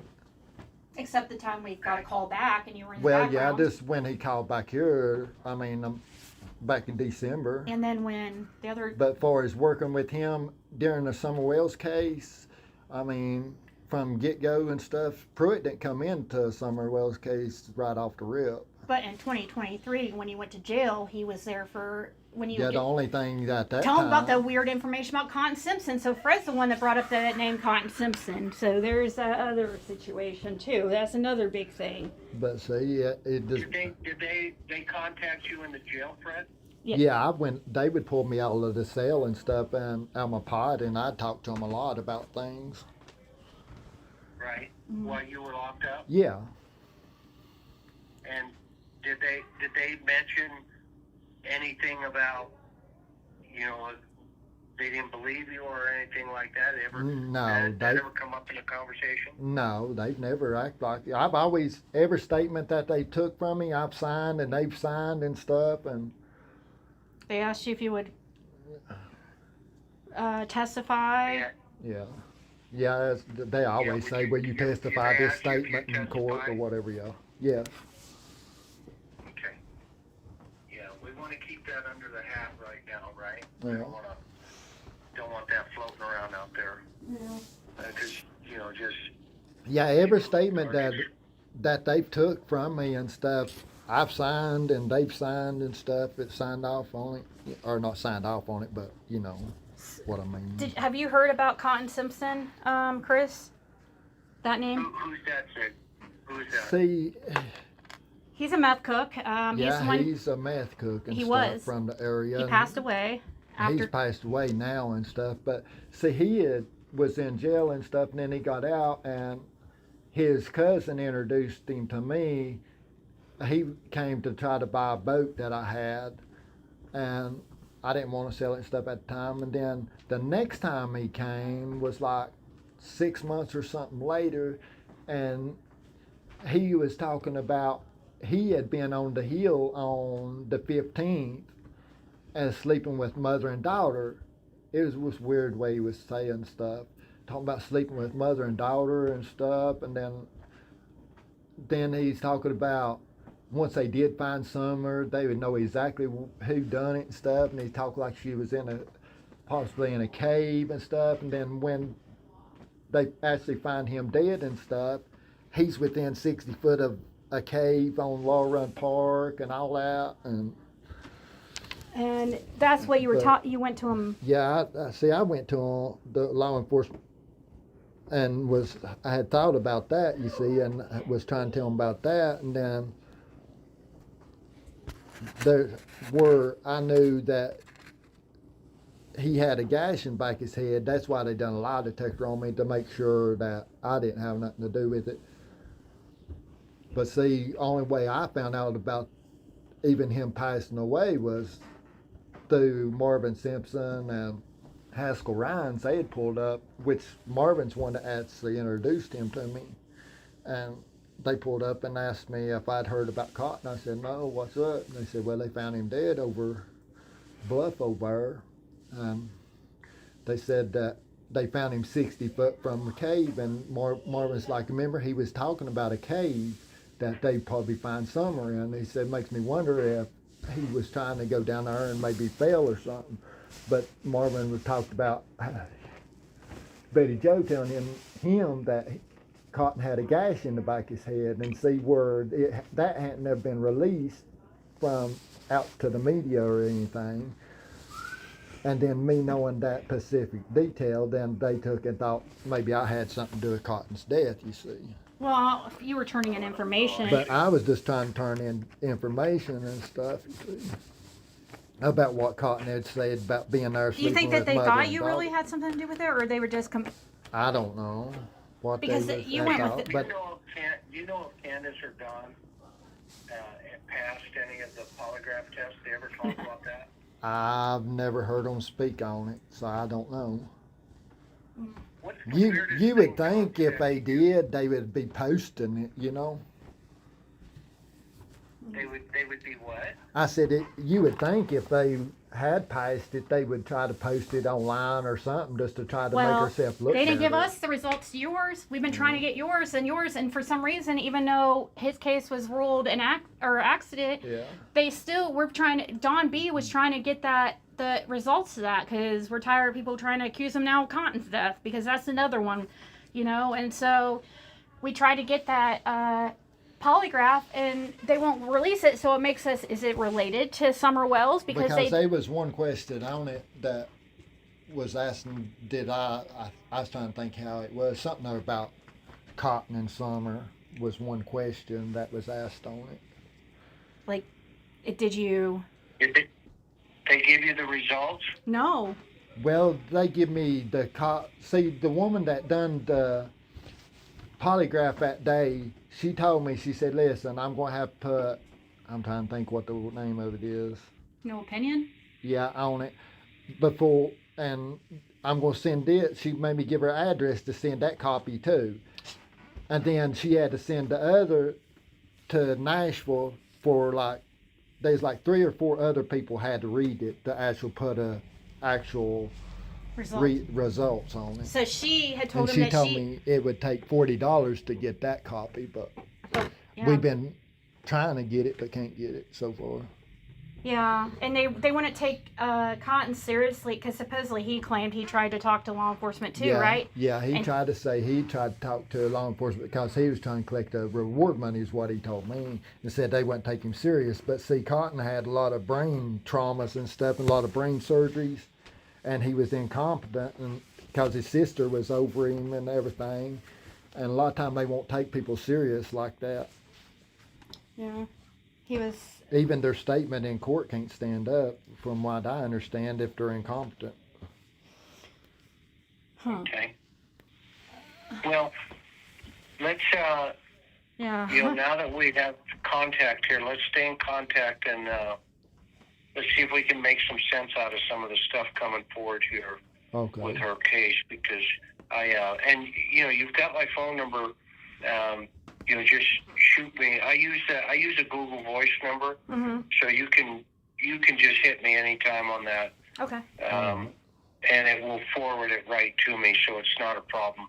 And then, if something else comes up that I forgot to ask you, or we can figure something else out in terms of conversation.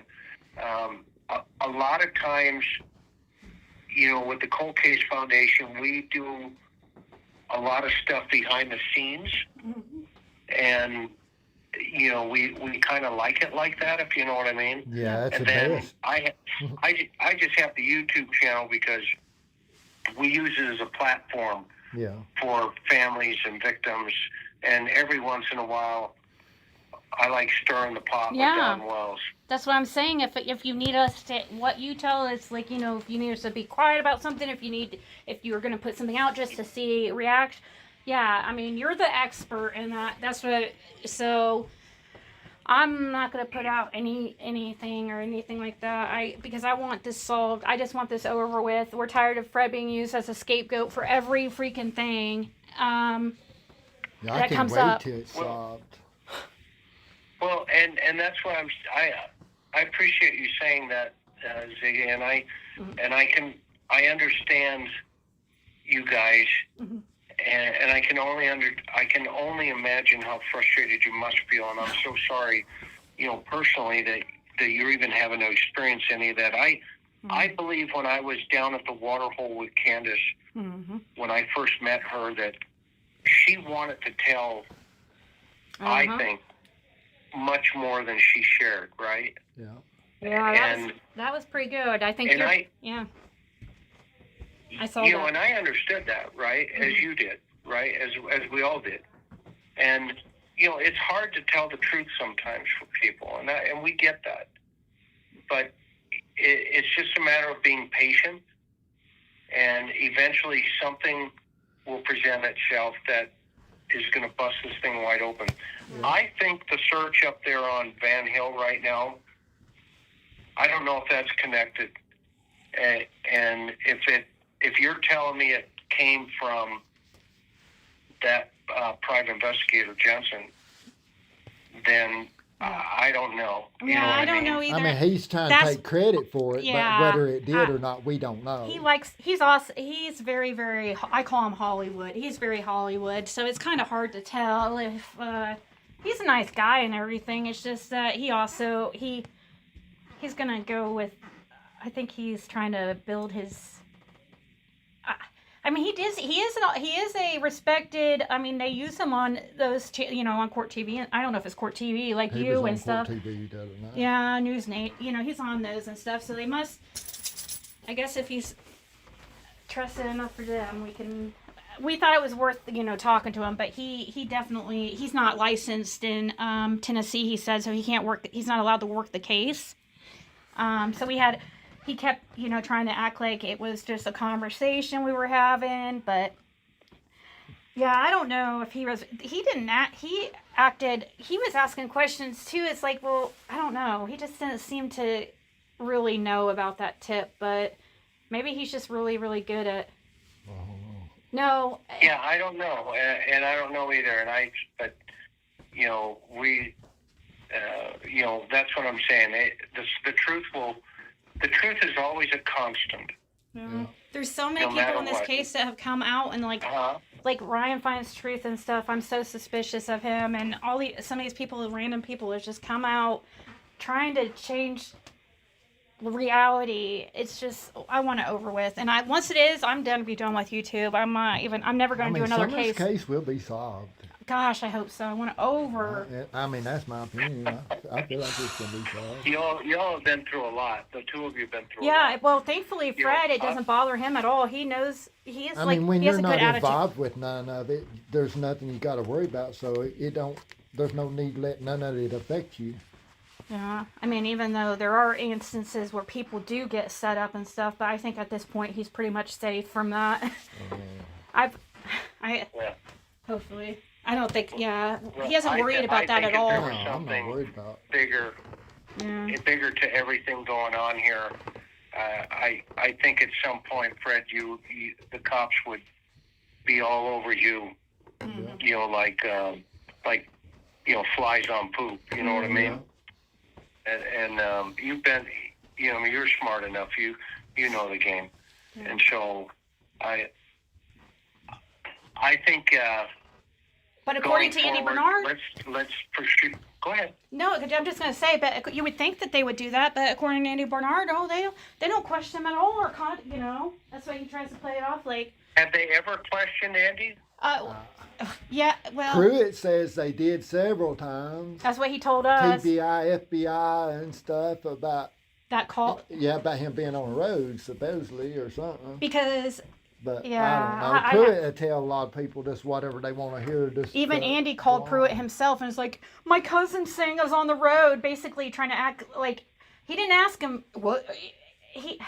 It was weird. He's like, do you guys need me for anything? My cousin keeps saying I was on the road. He put that call out, okay, with Pruitt. And Pruitt's like, basically it was like, oh, I wouldn't listen to Fred Hill, basically, type. But we talked to Pruitt like a year ago. He said, he even said, I put the call out, but I put it out months after it happened. And I was so upset about that call because he actually hung up on me because I kept going like, it was almost like he said too much and then just ended it. Yeah, I know there's a gag order. I kept questioning him about Andy. Why? Andy knows what happened. I'm like, Andy knows who were driving that truck. Why don't you ask them? He was following them. Like, I got frustrated a little bit because, like, he wasn't at all focused on, I don't know.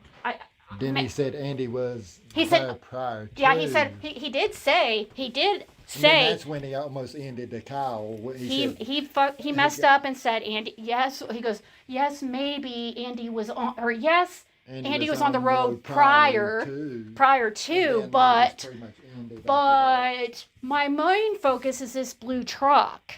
That's how he said it. I have the call. I mean, I did put it out. It's up there. I put it out a few months after, and because it bothered me so bad. I wanted to keep it quiet. I'm like, why did this guy? Like, I was nervous because I contacted TBI and I got a call back from Hawkins. I was avoiding that. And when I thought they were mad at me. I felt like he was mad at me for contacting TBI. That's how I felt. Yeah. And then we was under the impression that that Hawkins County wasn't even doing anything anymore. In Summers' case, TBI was doing it all, and then by them sending it back to Pruitt, and then Pruitt contacted us, kind of confused us too. Yeah. We were like, what the heck? We thought TBI was the charge. And then when I had my phone dipped that Knoxville information, they're like, well, we're not even letting Pruitt even see none of this because most of the stuff that's going on Pruitt's desk is going straight in the trash. Mm-hmm. And it's just all weird. Yeah. And law enforcement will lie to you, right? And like, I mean, what would benefit them. So he could have just been like, when he was talking to Andy, trying to make him feel comfortable, because he was like, oh, we don't need your phone, trying to make him feel like at ease. Well, a lot of times they will like that. Why would they want to put him on the road when Summer was last seen in the basement? Yeah. That's another thing that I think out. Sometimes I'm constantly thinking about. Well, wait a minute. Mom puts her down in the basement from the boys. So either that's a total lie. Yeah. Which it is. Or it's the truth. Which is, and then like, why would she lie? So that, you know what I mean? So yeah. Right, and then you have Dad says, "Oh no, well, I think a stranger came up the dog trail and snatched her." Yeah. And then the only thing that connects that is this idea that some dog, a tracking dog, tracked Summer to the road from a piece of property where Summer has lived for 5 years. Yeah, exactly. Yeah. So, I mean, that's not real hard for any dog to track any one of those people that live there. Yeah. Well, according to them, what Fred overheard is about how they had a hard time finding any type of clothing that was just Summer's. Yeah. Is the way he acted. With your Summer sin on them. Yeah, the cops didn't they say something like they couldn't, something about it was mixed in with the dirty laundry or something. Yeah, that said that. Yeah, well, and then also you have, the video of Summer chasing her brothers on the little motorcycles, remember? Yeah. Where around the property. So, I haven't put any real weight into this idea that a total stranger or even comes up that dog trail and somehow miraculously knows that Summer's going to be in that basement Yeah, right. or she's out of that basement playing near her swing or whatever the story's going to be. But at some point, Candace or the brothers or somebody had to see something more.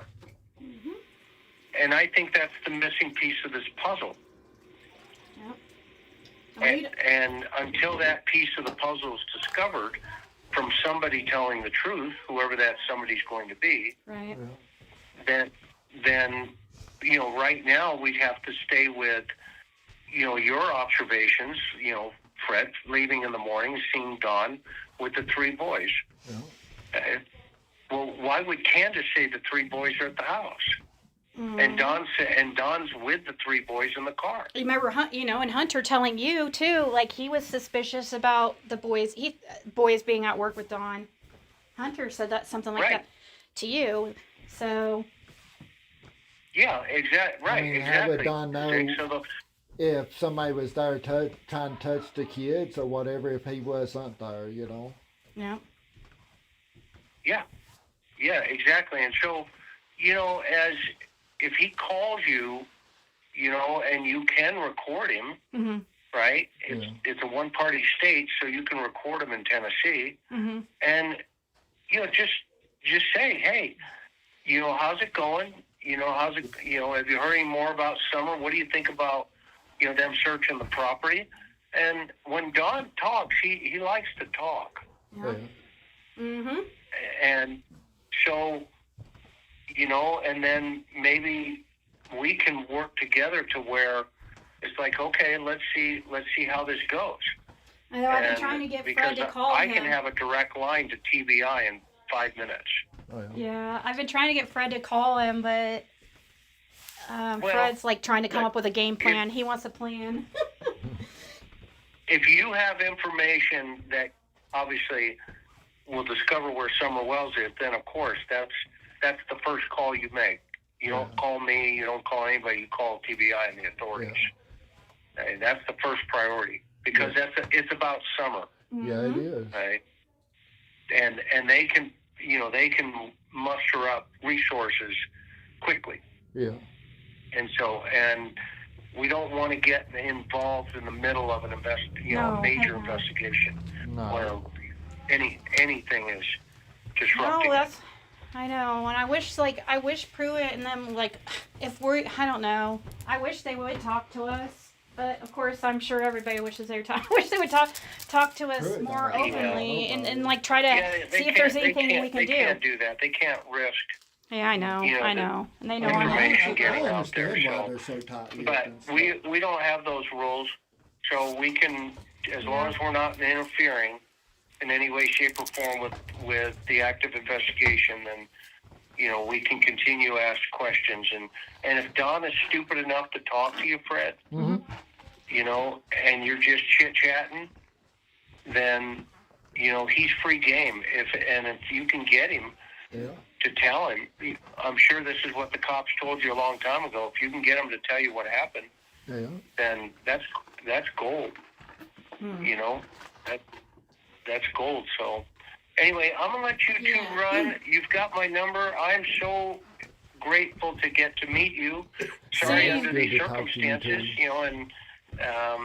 if you need anything, you've got my phone number, okay? And same to you. If you have any questions, like let's say somebody comes to see you with information, and anything that you want to ask Fred about, always feel free, because that's why I wanted you to know this information in case you come across any other information and it's like, wait, that sounds familiar, and if it helps, like anything, put the puzzle pieces together. You know what I mean? Because we don't know what's important. You mean Ziggy and Fred? Michelle After Dark hasn't figured this out? Oh gosh. Oh gosh. Oh gosh. Don't even get me started. All right. Well, you all have a good night. Too. Thank you so much for your Thank you, Chris. So much. Okay. Have a good evening. Yeah, okay. All right. Bye.